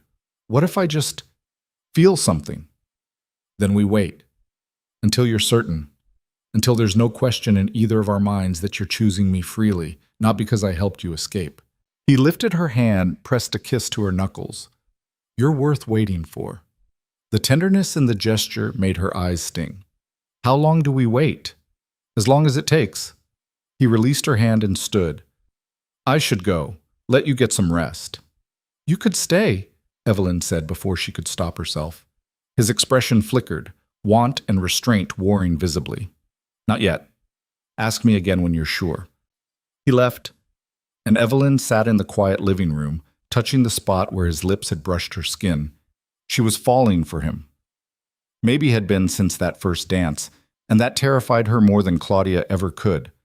The breaking point came a week later. Evelyn had been grocery shopping, a simple errand that felt revolutionary after months of cooking only what Claudia demanded. She was walking back to her car, bags in hand, when a black SUV pulled up beside her. The window rolled down. Victoria. Get in, she said. We need to talk. I have nothing to say to you. Fine. Then listen. Victoria's expression was cold. You're destroying our family. Mother is having panic attacks. The rumors about you have made us social pariahs, all because you're too selfish to see that we were trying to help you. Evelyn laughed, bitter and sharp. Help me? You turned me into a servant in my own home.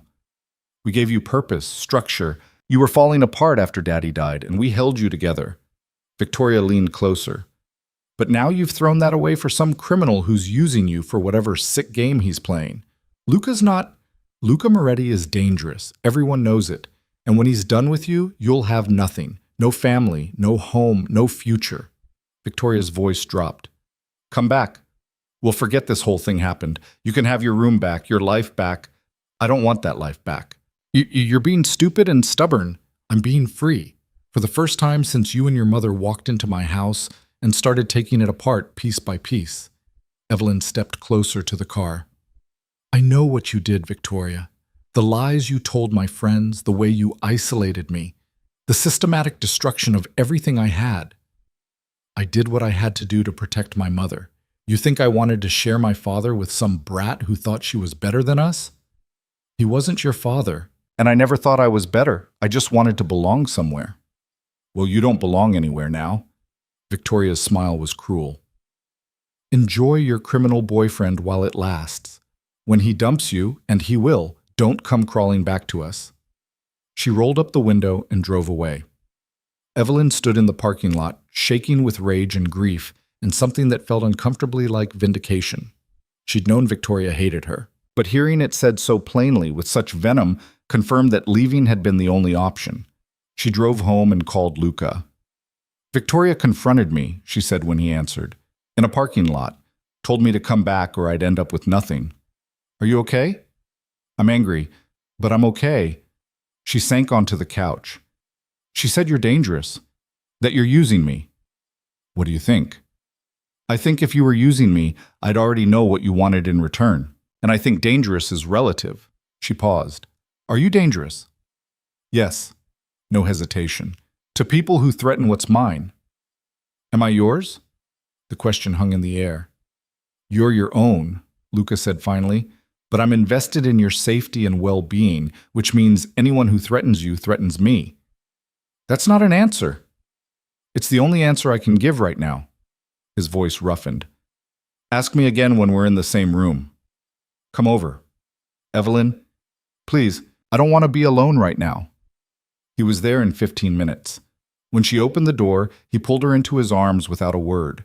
She buried her face in his chest and finally let herself cry. Not from sadness, but from the release of months of tension. He held her until the tears stopped, then guided her to the couch and sat beside her. Tell me what you need, he said. I need to know this is real, that I'm not making another mistake by trusting you.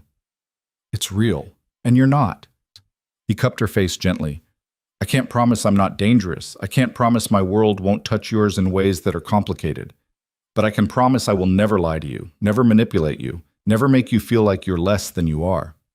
Victoria said you'd get bored with me. Victoria is projecting. She can't imagine someone wanting you for who you are rather than what you can provide, because that's how her mind works. His thumb brushed away a stray tear. I'm not bored. I'm captivated and terrified I'm going to screw this up. You're terrified? I've built empires and faced down men who kill for sport. But the idea of hurting you, even accidentally, scares me more than any of that. Evelyn's breath caught. I'm falling for you. I know. Is that okay? It's more than okay. He seemed to struggle for words. It's the best thing that's happened to me in years. Then why do we keep waiting? Because I need you to be sure. Completely, unquestionably sure. Not grateful, not dependent, not reacting to what your family did, but genuinely choosing this. Choosing me. Evelyn looked at him. This man who'd crossed a ballroom to dance with her, who'd given her freedom without asking for anything in return, who'd held her while she cried and taught her that strength could coexist with vulnerability. I'm sure, she said. Evelyn, I'm sure, she repeated, stronger this time. I know the difference between gratitude and feeling. I know what it's like to be manipulated, and this isn't that. This is me choosing you because you make me want to be brave. Luca's eyes searched hers for a long moment. Then he kissed her. It was gentle at first, a question rather than a demand. But when she kissed him back, threading her fingers through his hair and pulling him closer, gentleness gave way to heat. He tasted like coffee and certainty. His hands cradled her face like she was something precious. And when he finally pulled back, both of them breathing hard, his eyes were dark with want. We're doing this? He asked. We're doing this. Then you need to understand something. I don't do casual. I don't do temporary. If we start this, I'm all in. Good, Evelyn said, because I'm tired of people who aren't. He kissed her again, deeper this time, and she felt the last pieces of her old life fall away. She wasn't the girl who'd scrubbed floors in the Carter mansion. She wasn't invisible or unwanted or less than. She was Evelyn Carter, choosing her own path. And for the first time in months, she believed she deserved everything good that path might hold. But neither of them knew that the choice to be together had just painted a target on her back, or that Claudia's defeat had made her desperate enough to reach out to people even more dangerous than Luca. The real battle was just beginning. 3 weeks passed in a blur of stolen moments and careful rebuilding. Evelyn enrolled in online classes through a community college, working toward the credits she'd need to transfer somewhere better once the estate case was resolved.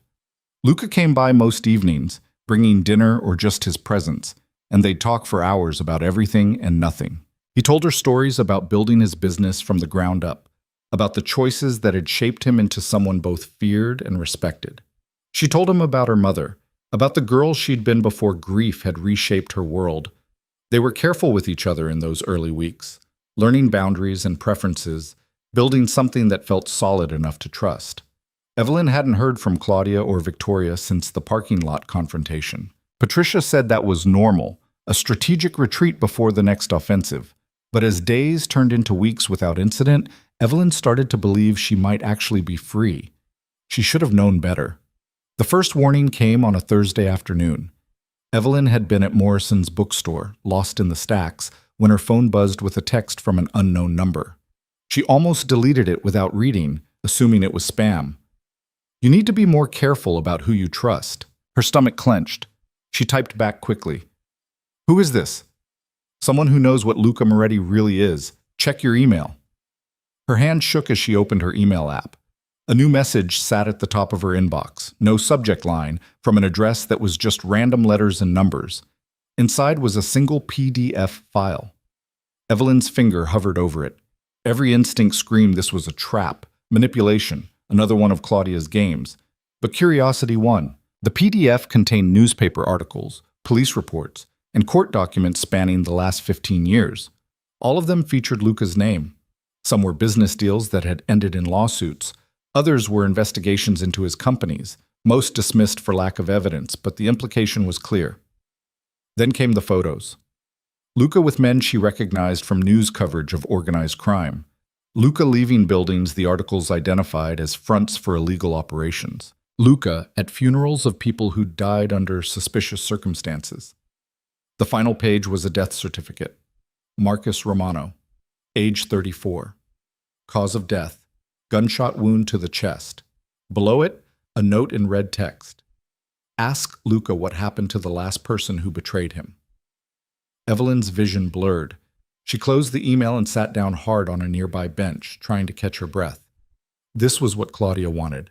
To make her doubt, to poison the one good thing she'd found, to prove that leaving had been a mistake. But the documents looked real. The photos were dated and verifiable, and Luca himself had admitted he was dangerous. To people who threaten what's mine, he'd said. What did that mean, exactly? Her phone rang. Luca. She stared at his name on the screen, then silenced the call. She needed to think, to process this without his presence clouding her judgment.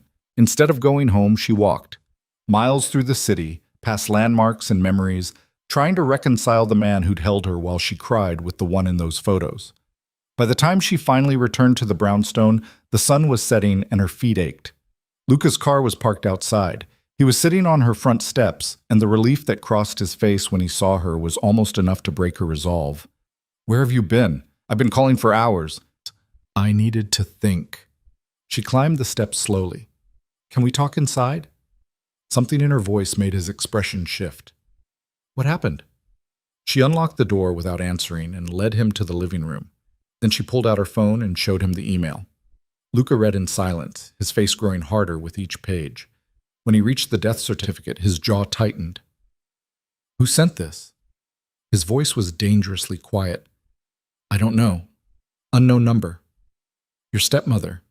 Probably. Does it matter? Evelyn sank onto the couch. Is it true? Which part? Any of it, all of it, the companies, the connections, Marcus Romano. She forced herself to meet his eyes. Did you kill him? Luca set down the phone carefully. You want the truth? I deserve it. You do. He moved to the window, staring out at the darkening street. Marcus Romano worked for me. Handled logistics for some of my shipping operations. 3 years ago, he started skimming profits. Small amounts at first, then larger. When I confronted him, he threatened to go to the police with information about my business dealings. Evelyn's chest tightened. What did you do? I gave him a choice. Return what he'd stolen and leave the city or face consequences. Luca's reflection in the window was stone. He chose option 3. He went to my competitors with everything he knew about my operations, tried to sell the information to take me down, and 2 days later he was dead, shot outside a bar in a neighborhood where my competitors operate. He turned to face her. I didn't pull the trigger, Evelyn, but I won't pretend I mourned him either. Did you order it? No, but I knew what would happen when he went to them. They don't tolerate loose ends. His eyes were dark and unreadable. I could have warned him, could have tried harder to protect him, even after his betrayal. I didn't. The admission hung between them. So you let him die, Evelyn said slowly. I let him face the consequences of his choices. Yes. And the rest of this, the connections, the investigations? All true. My businesses operate in gray areas. I have relationships with people who do things I'd rather you not know about. I've made decisions that prioritize power over morality. He crossed to where she sat and knelt in front of her, forcing her to meet his eyes. I told you I was dangerous. This is what that means. Evelyn's hands shook. Why are you telling me this? You could lie. Make it all sound better than it is. Because you asked for truth, and I won't start this relationship by being anything less than honest with you. His hand covered hers. But I need you to understand something. The man in those photos, the one who built an empire in spaces most people are too afraid to touch, that's part of who I am. But it's not all of who I am. How do I know which version I'm getting? Because the version you get is the one I choose to be with you, and I choose to be someone worthy of your trust. His grip tightened. I can't erase my past, can't pretend I'm something I'm not, but I can promise you that the violence, the ruthlessness, it stops at your door. You will never be part of that world unless you choose to be. And if I can't handle it, if this is too much, pain flickered across his face. Then I walk away. No pressure, no manipulation, no making you feel guilty for setting boundaries. He released her hand and stood. But I need you to decide now, Evelyn. Because if you stay, Claudia and Victoria will keep sending things like this. They'll try to break us apart because they know it's the best way to break you, and I won't watch you be torn apart by doubt. Evelyn stared at him. This man who'd saved her and terrified her in equal measure. This man who'd admitted to letting someone die but had never made her feel anything but safe. The smart choice would be to walk away, to thank him for his help and build a life that didn't include connections to dangerous people and morally gray decisions. But smart hadn't gotten her anywhere except scrubbing floors for people who hated her.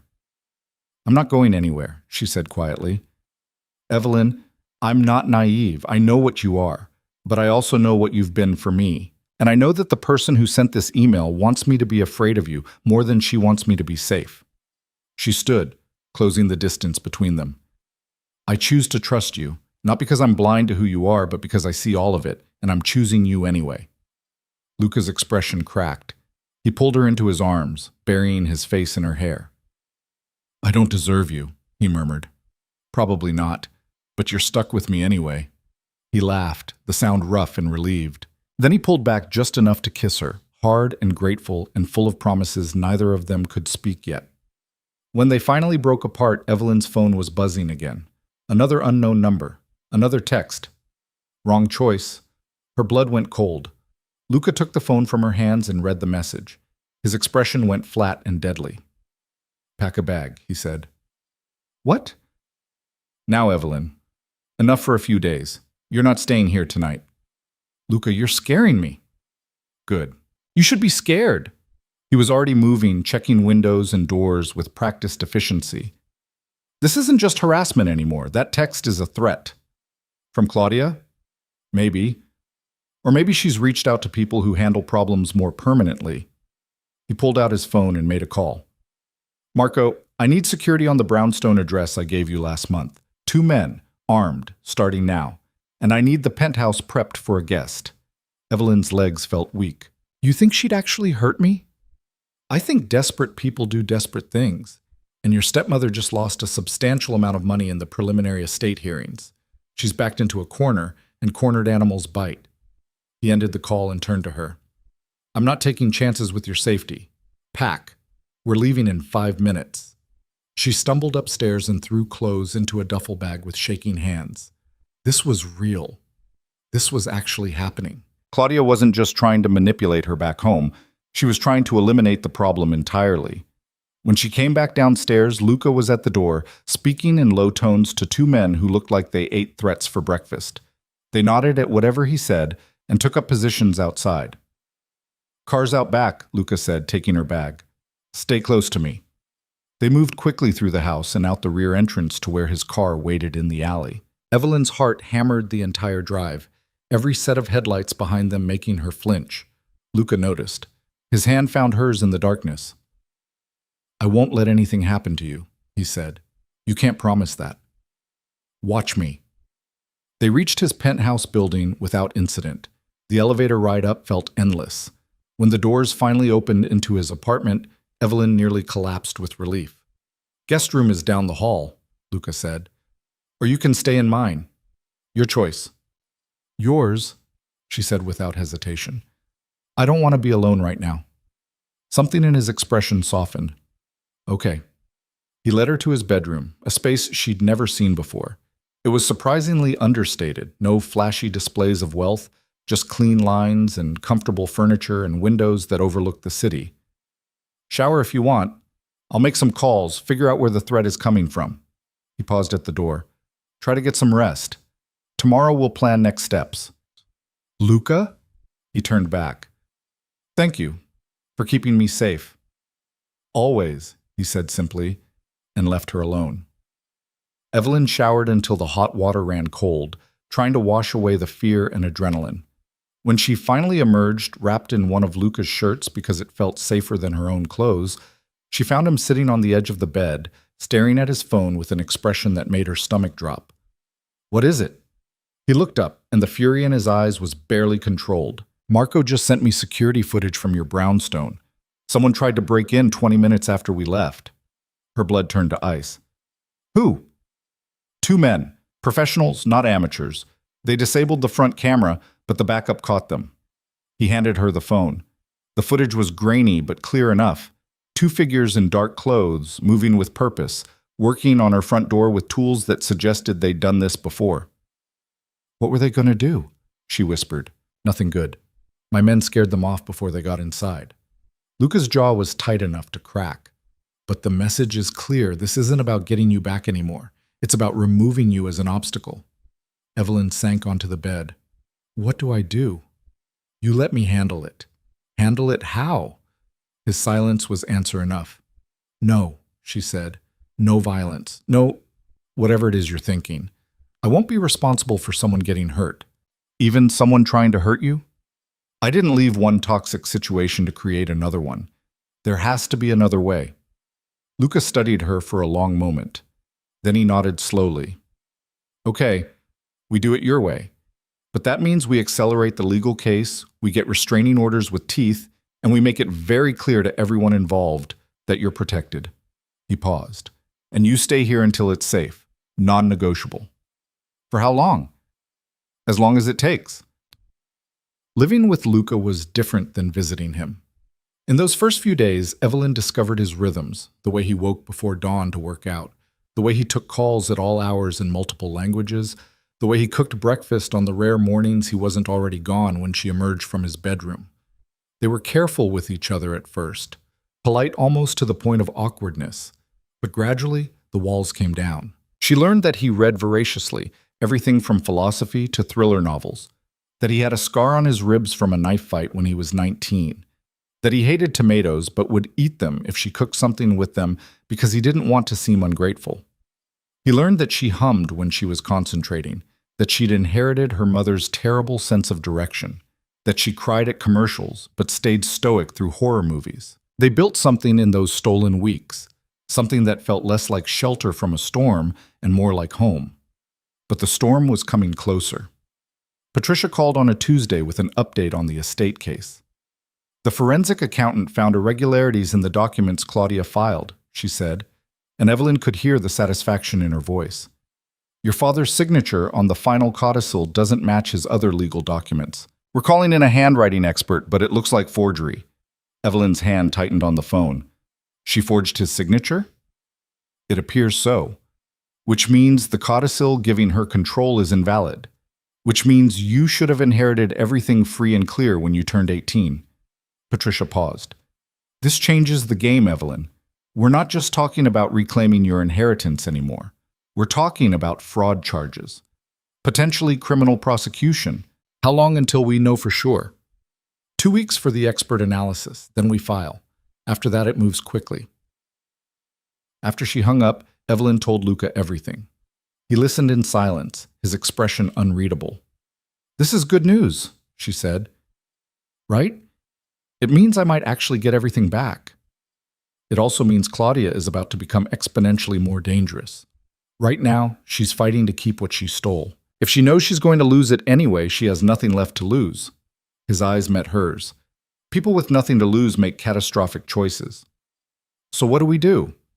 We wait, we prepare, and we make sure you're protected every second until this is over.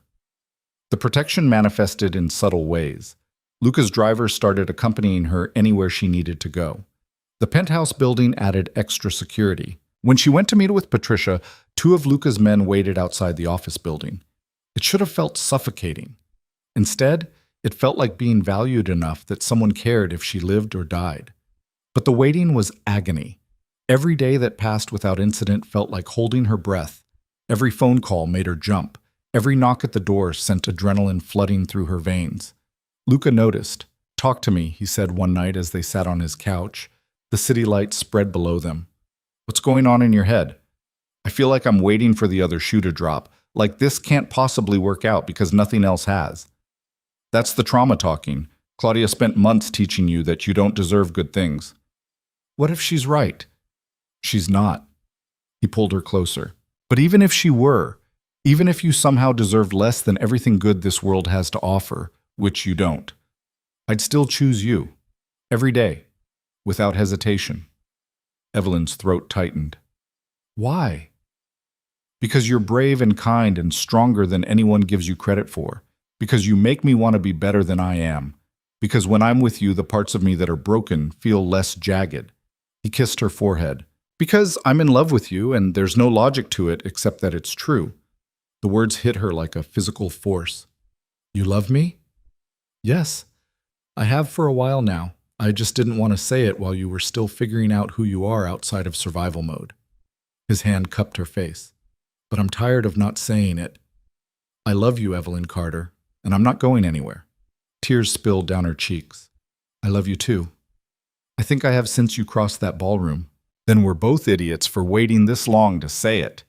She laughed through her tears and kissed him, and for a few perfect minutes the fear receded and there was only this, the 2 of them, choosing each other, building something that felt strong enough to last. The shoe dropped 3 days later. Evelyn was in Luca's study, working on an essay for her online class, when her phone rang. Unknown number. She almost didn't answer, but something made her pick up. Hello? Evelyn Carter. A woman's voice, professional and unfamiliar. Yes? This is Officer Martinez with the city police. I need you to come down to the station. We have some questions regarding an incident involving Claudia Carter. Evelyn's stomach dropped. What kind of incident? I'd rather discuss it in person. Can you come in this afternoon? Yes, I can be there in an hour.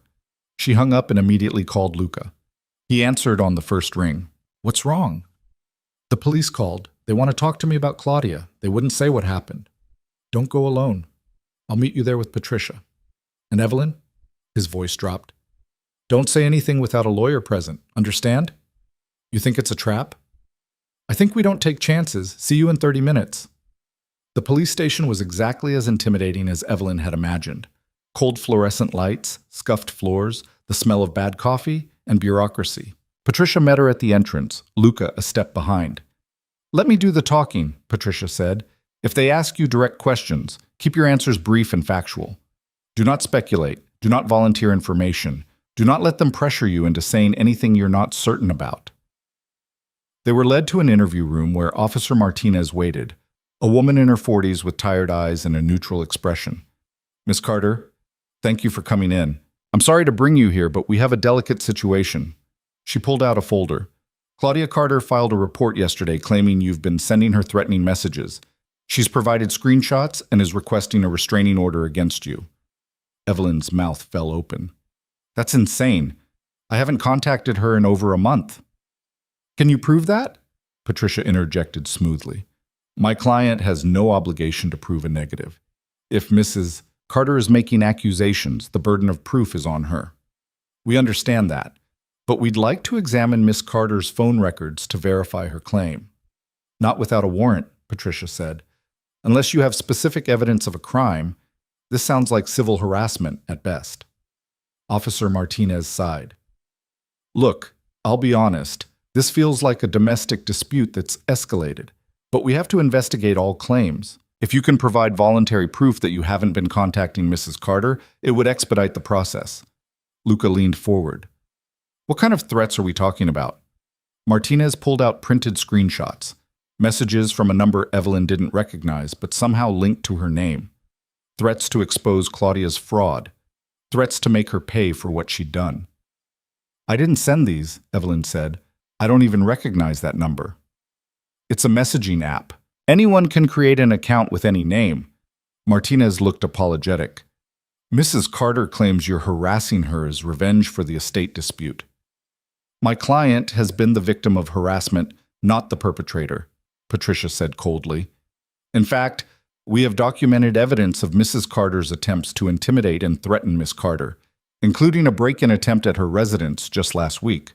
That got Martinez's attention. You filed a report? We have private security footage. We can provide it. The interview continued for another 30 minutes, with Patricia expertly deflecting and redirecting until Martinez finally admitted they had no real case.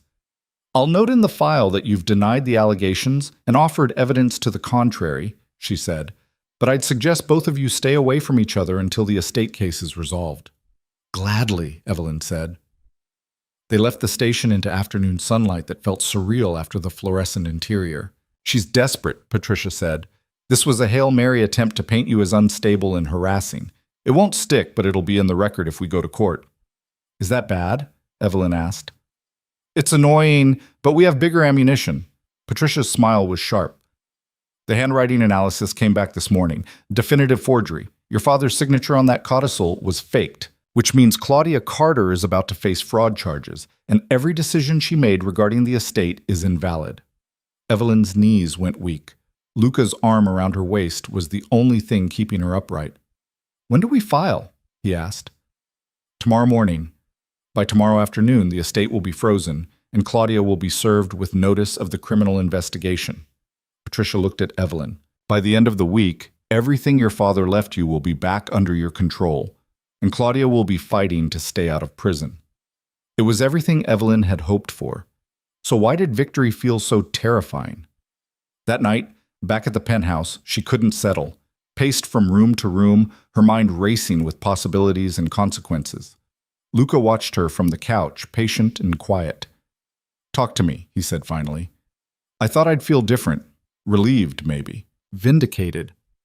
But I just feel... She struggled for the word. Scared. Of what? Of what she'll do when she realizes she's lost. Of what comes after this. Of everything changing again. She sank down beside him. I'm getting everything back, and somehow that feels more overwhelming than having nothing. Change is always terrifying, even good change.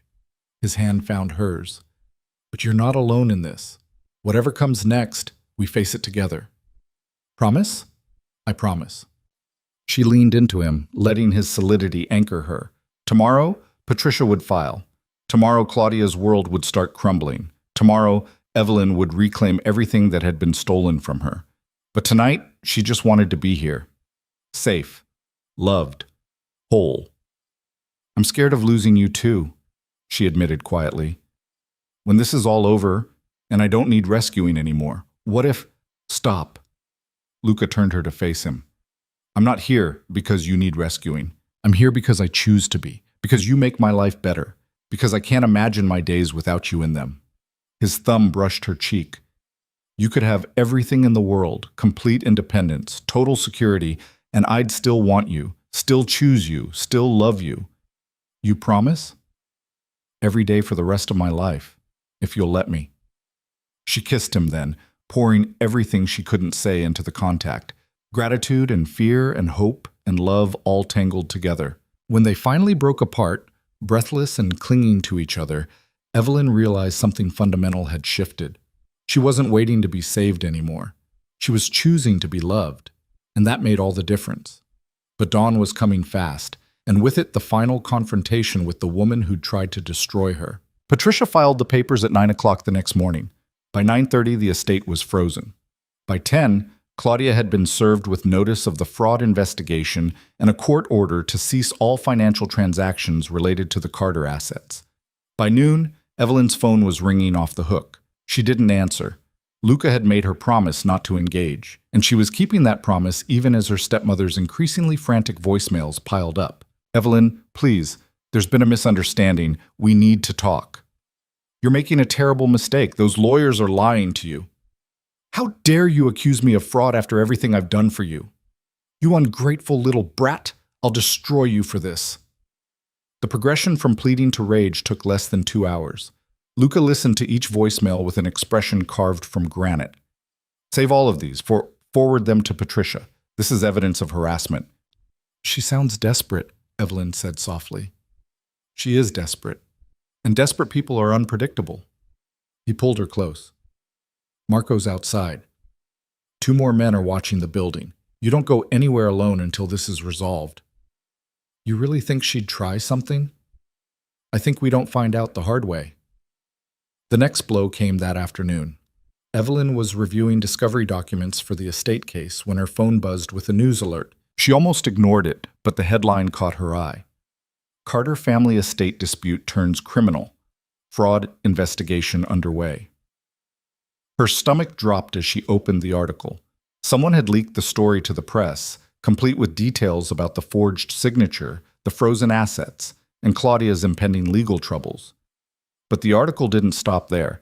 It also mentioned Evelyn's relationship with Luca, painting it in the worst possible light. Sources close to the family suggest that Evelyn Carter, 18, may have been influenced by her relationship with controversial businessman Luca Moretti, known for his connections to organized crime, in pursuing these charges against her stepmother. They're trying to discredit me, Evelyn said, showing Luca the article. Making it look like you're manipulating me. Claudia's playing dirty. She knows she's losing on the legal front, so she's trying to win in the court of public opinion. Luca's jaw tightened as he read. I'm sorry, I knew my reputation might splash back on you, but I'd hoped. I don't care what they write about us. Evelyn took his hand. I know the truth. That's what matters. The truth doesn't always win against a good story. Then we'll make sure it does. Patricia called minutes later, having seen the same article. This is defamation. We can sue. But more importantly, we need to control the narrative. I'm recommending we release a statement. Saying what? Evelyn asked. The facts. That you're the rightful heir to your father's estate. That your stepmother committed fraud to steal your inheritance. That you're simply reclaiming what was always yours. Patricia paused. And that your personal relationships have no bearing on the validity of the legal case. Will it help? It'll put us on the record. Whether people believe it depends on how much they want to side with the sympathetic widow versus the allegedly ungrateful stepdaughter. They released the statement that evening. By morning, the story had exploded across every local news outlet and social media platform. People Evelyn had never met had opinions about her character, her choices, her relationship with Luca. Spoiled rich girl trying to steal from the woman who raised her. Gold digger using her criminal boyfriend to intimidate a grieving widow. Another entitled brat who thinks the world owes her everything. But there were other voices, too. If the signature was forged, that's not a family dispute, that's theft. Why is everyone assuming the stepmother is innocent? Plenty of people have been scammed by family. Maybe we should wait for the facts before crucifying an 18-year-old.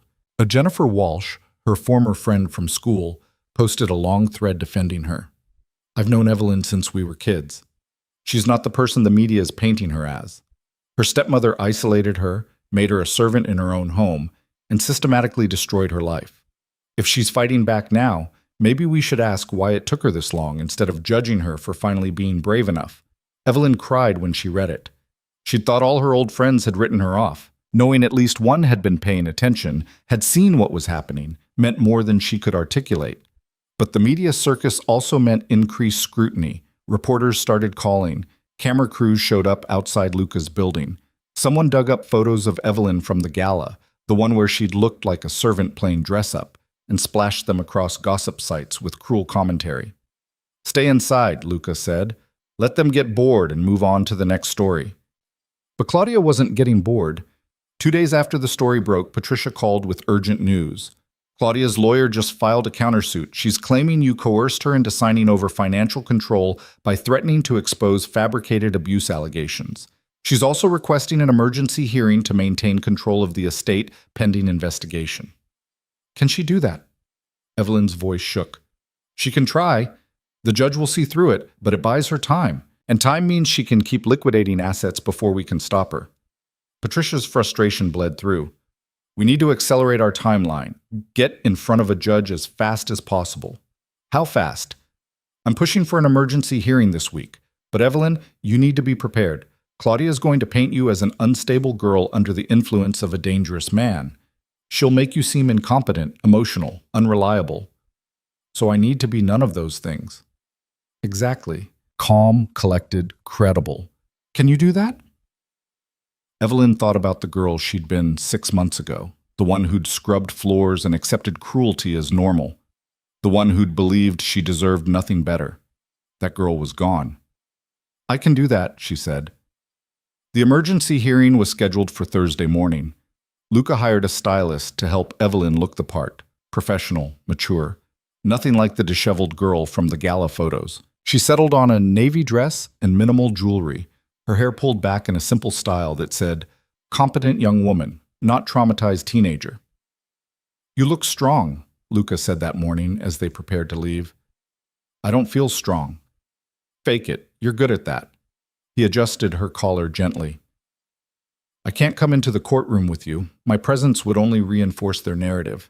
But I'll be right outside. And the second you walk out those doors, I'll be there." "I wish you could be with me." "So do I. But you don't need me for this. You never did." He kissed her forehead. "Go show them who Evelyn Carter really is." The courthouse was a zoo. News vans lined the street. Reporters shouted questions as Patricia shepherded Evelyn through the entrance. Camera flashes made her vision spot. "Don't react," Patricia murmured. Eyes forward, confident. They made it through security and into the courtroom just as Claudia arrived from the opposite entrance. Evelyn's breath caught. Her stepmother looked immaculate. Designer suit, perfect makeup, an expression of dignified suffering that probably played well for the cameras. Victoria stood beside her, looking equally polished and victimized. When Claudia's eyes met Evelyn's across the courtroom, there was no warmth, no pretense of familial concern, just cold, calculating hatred. Evelyn lifted her chin and held her gaze. She wasn't afraid anymore. Judge Helena Morrison took the bench promptly at 9. She was a woman in her 60s with steel gray hair and an expression that suggested she had no patience for nonsense. "This is an emergency hearing regarding the estate of James Carter, deceased, and allegations of fraud pertaining to the management of said estate. Let's keep this focused on facts, not theatrics." She looked pointedly at both legal teams. "Counselors, present your cases." Patricia went first, laying out the evidence methodically. The forged signature on the codicil, the suspicious timing of its creation, the financial irregularities in how Claudia had managed the estate, the systematic isolation and financial abuse of the rightful heir. Claudia's lawyer countered with equal precision. He painted Evelyn as a troubled girl who'd fallen under bad influences. He brought up her withdrawn behavior in the months after her father's death, suggesting mental instability. He referenced Luca's reputation, implying that Evelyn had been manipulated into these accusations. "Miss Carter," Judge Morrison said finally, "I'd like to hear from you directly. Can you explain in your own words what led to these proceedings?" Evelyn stood, her legs steadier than she'd expected. Your Honor, after my father died, I was 17 and grieving. My stepmother took advantage of that grief to systematically strip away my independence. She dismissed the household staff and made me take over their duties. She cut off my access to money, sold my possessions, and isolated me from my friends. By the time I turned 18, I was essentially a servant in my own home. That's a serious allegation, the judge said. Do you have evidence? I have testimony from former staff members who witnessed it. I have text messages and emails showing the isolation. I have medical records showing I lost 15 pounds in 6 months because I wasn't eating properly. I was too busy cooking elaborate meals for my stepmother and stepsister to feed myself. Evelyn's voice remained steady.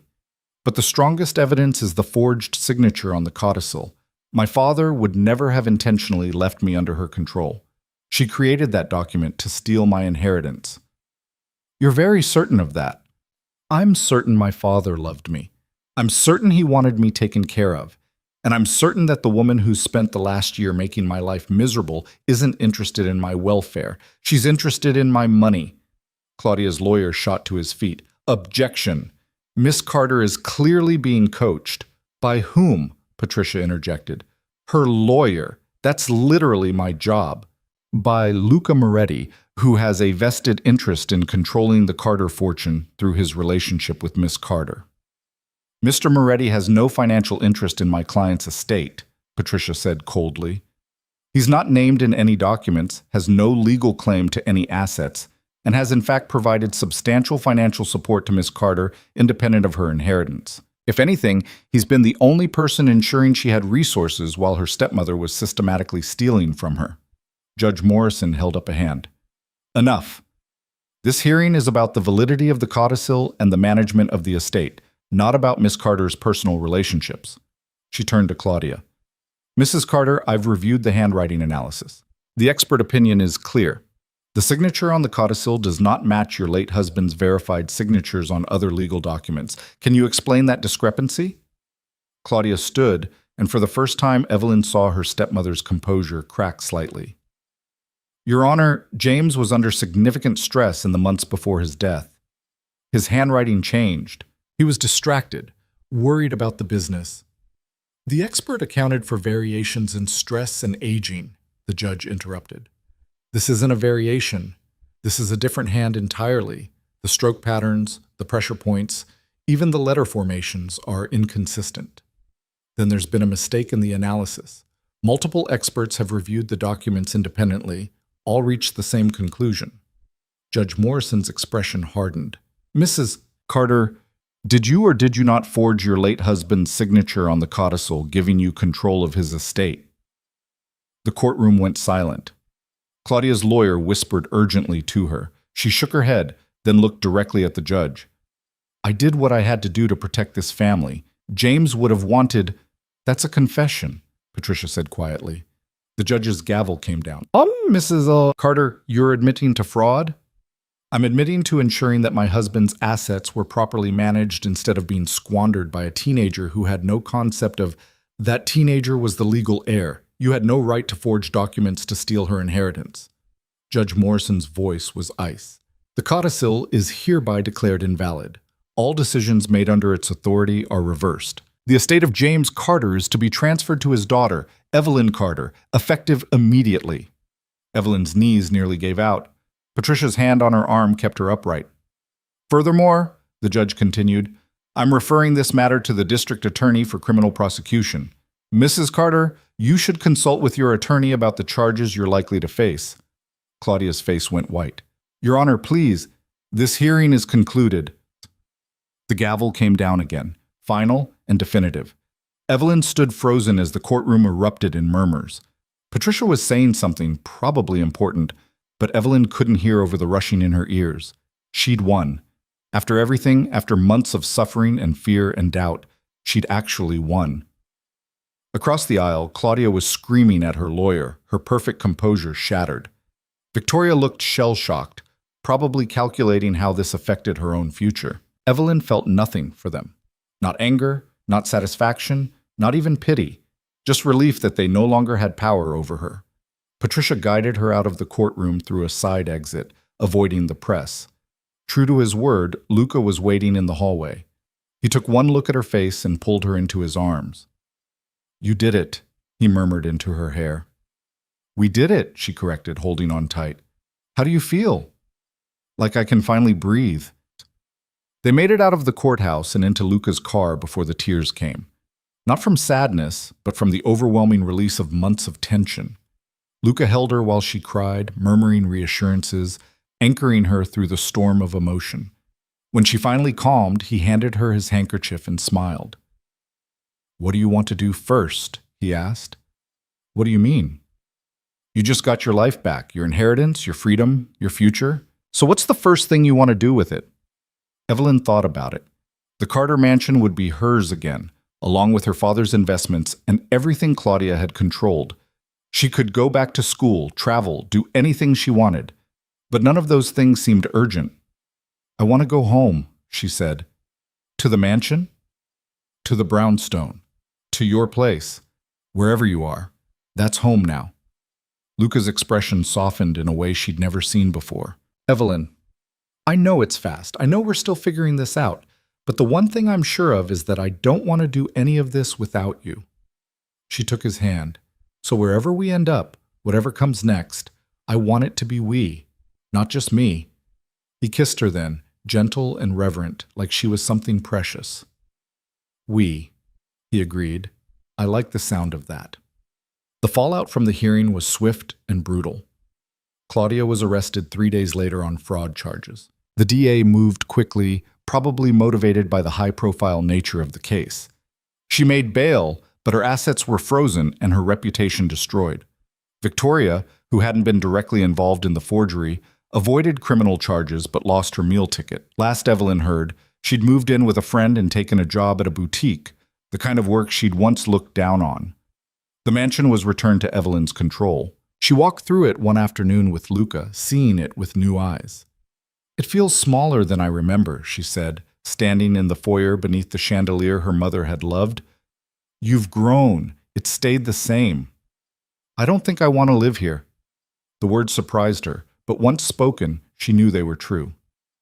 "Too many ghosts, too many memories of who I had to be in these walls. So sell it. Buy something new. Make it yours from the beginning." "What about you? Where do you want to live?" Luca looked at her carefully. "Is that an invitation?" "It's a question, because I meant what I said about we. If we're doing this, really doing this, then I want us to build something together. Not you giving me things, not me taking up space in your life, but us creating something that's ours." He was quiet for a long moment. Then he smiled, a real smile, unguarded and warm.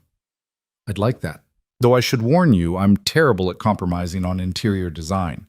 Good thing I'm terrible at making decisions. We'll balance each other out." They sold the mansion to a developer who wanted to turn it into luxury apartments. Evelyn kept a few pieces, her mother's jewelry, family photos, the chandelier, and let the rest go. With the proceeds and her inheritance, she had more money than she'd ever imagined. Patricia helped her set up trusts and investments, ensuring her future was secure no matter what happened. But the money mattered less than the freedom it represented. She enrolled at the university her mother had attended, planning to study art history with a minor in business. She wanted to understand the beauty her mother had loved while also learning to protect herself financially. Luca supported every choice without trying to influence them, though she caught him smiling whenever she talked about her classes or future plans. "What?" she asked one night over dinner, takeout from their favorite Thai place, eaten on the floor of their new apartment because the furniture hadn't been delivered yet. "Nothing, just proud of you." "For what? Going to school? That's basic.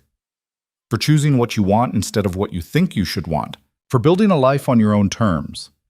He reached across the containers to take her hand. "For being exactly who you are instead of who anyone else expected you to be. I couldn't have done it without you." "You could have, but I'm glad you didn't have to." They finished the new apartment in early spring, a penthouse in a different building with views of both the harbor and the city. It was modern and clean with none of the oppressive history of the Carter mansion. Evelyn hung her mother's chandelier in the dining room. The first time she turned it on, watching light scatter across the walls like hope, she cried. Luca found her standing beneath it, tears streaming. "Talk to me," he said softly. My mom used to say this chandelier caught light and turned it into something beautiful, that even the smallest flame could become something worth seeing. She wiped her eyes. I think I finally understand what she meant, that it's not about the light, it's about what you do with it. How you let it shine through the hard parts instead of getting buried by them. Your mother sounds like she was an incredible woman. She was. I wish you could have met her. I wish I could have too, but I think she'd be proud of who you've become. You think? I know, because you're exactly the kind of person worth being proud of. They stood together under the chandelier, and Evelyn felt pieces of herself that had been broken finally settle back into place. Not healed, she wasn't sure trauma ever fully healed, but whole enough to keep building, strong enough to keep choosing, brave enough to keep loving. The criminal trial for Claudia's fraud charges concluded in late summer.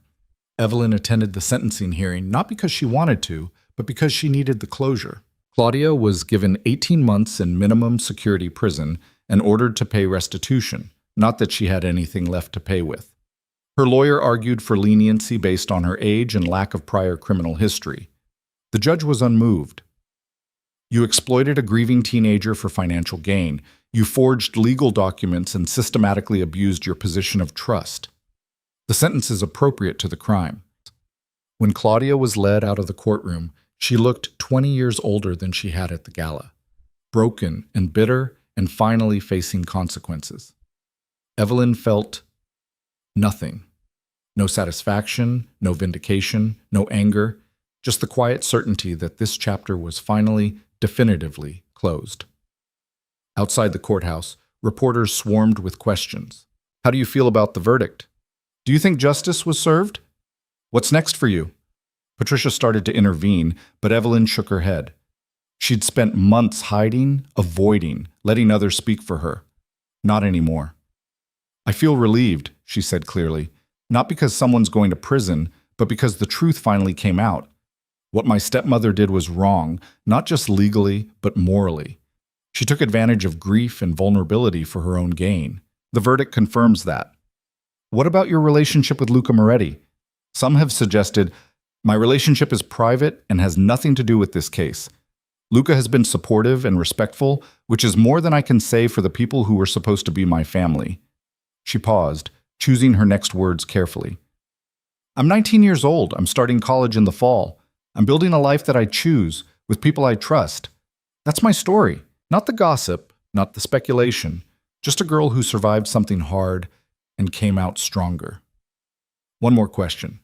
Do you have any message for young people in similar situations? Evelyn thought about that. About the girl she'd been, scrubbing floors and believing she deserved nothing better.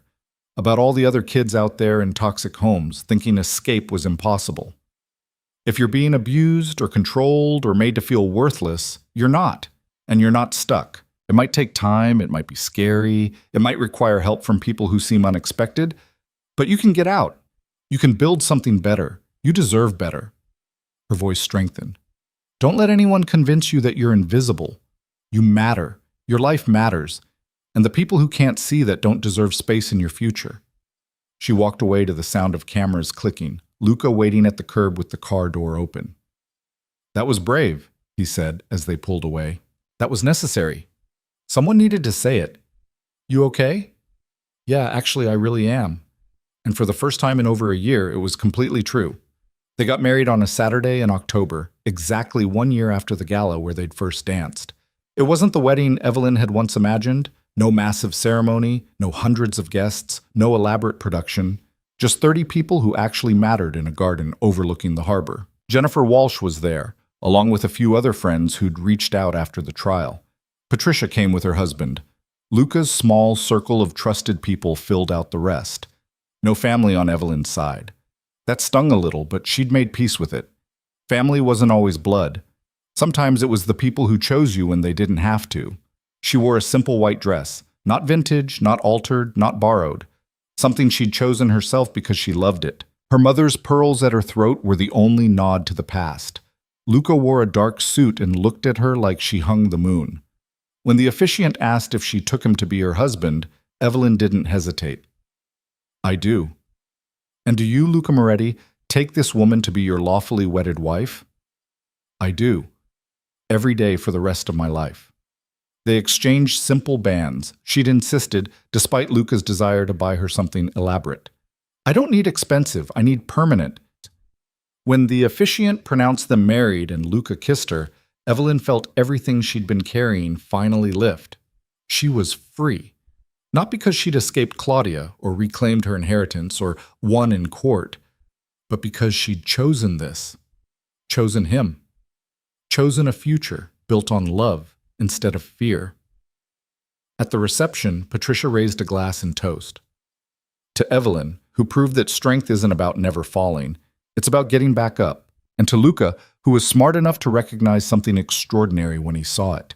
She smiled. May your marriage be filled with the kind of love that makes everything else seem small. Hear, hear, Jennifer added, and may you never have to clean anyone else's kitchen again. Everyone laughed, including Evelyn. Later, as the sun set over the harbor and music played softly, Luca pulled her onto the makeshift dance floor. Remember the last time we danced? He murmured. How could I forget? You crossed an entire ballroom to choose me. Best decision I ever made. Even though I was a mess?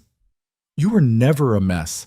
You were someone extraordinary pretending to be invisible because the people around you were too blind to see you. He spun her gently. I saw you, Evelyn, from that first moment, and I haven't stopped seeing you since. I love you, she said, in case I haven't mentioned it recently. You mentioned it this morning, and last night, and approximately 40 times yesterday. He grinned. But feel free to keep saying it. I love you, I love you, I love you. There she is, the girl who was supposed to be invisible. Not invisible anymore. Never invisible. Not to me.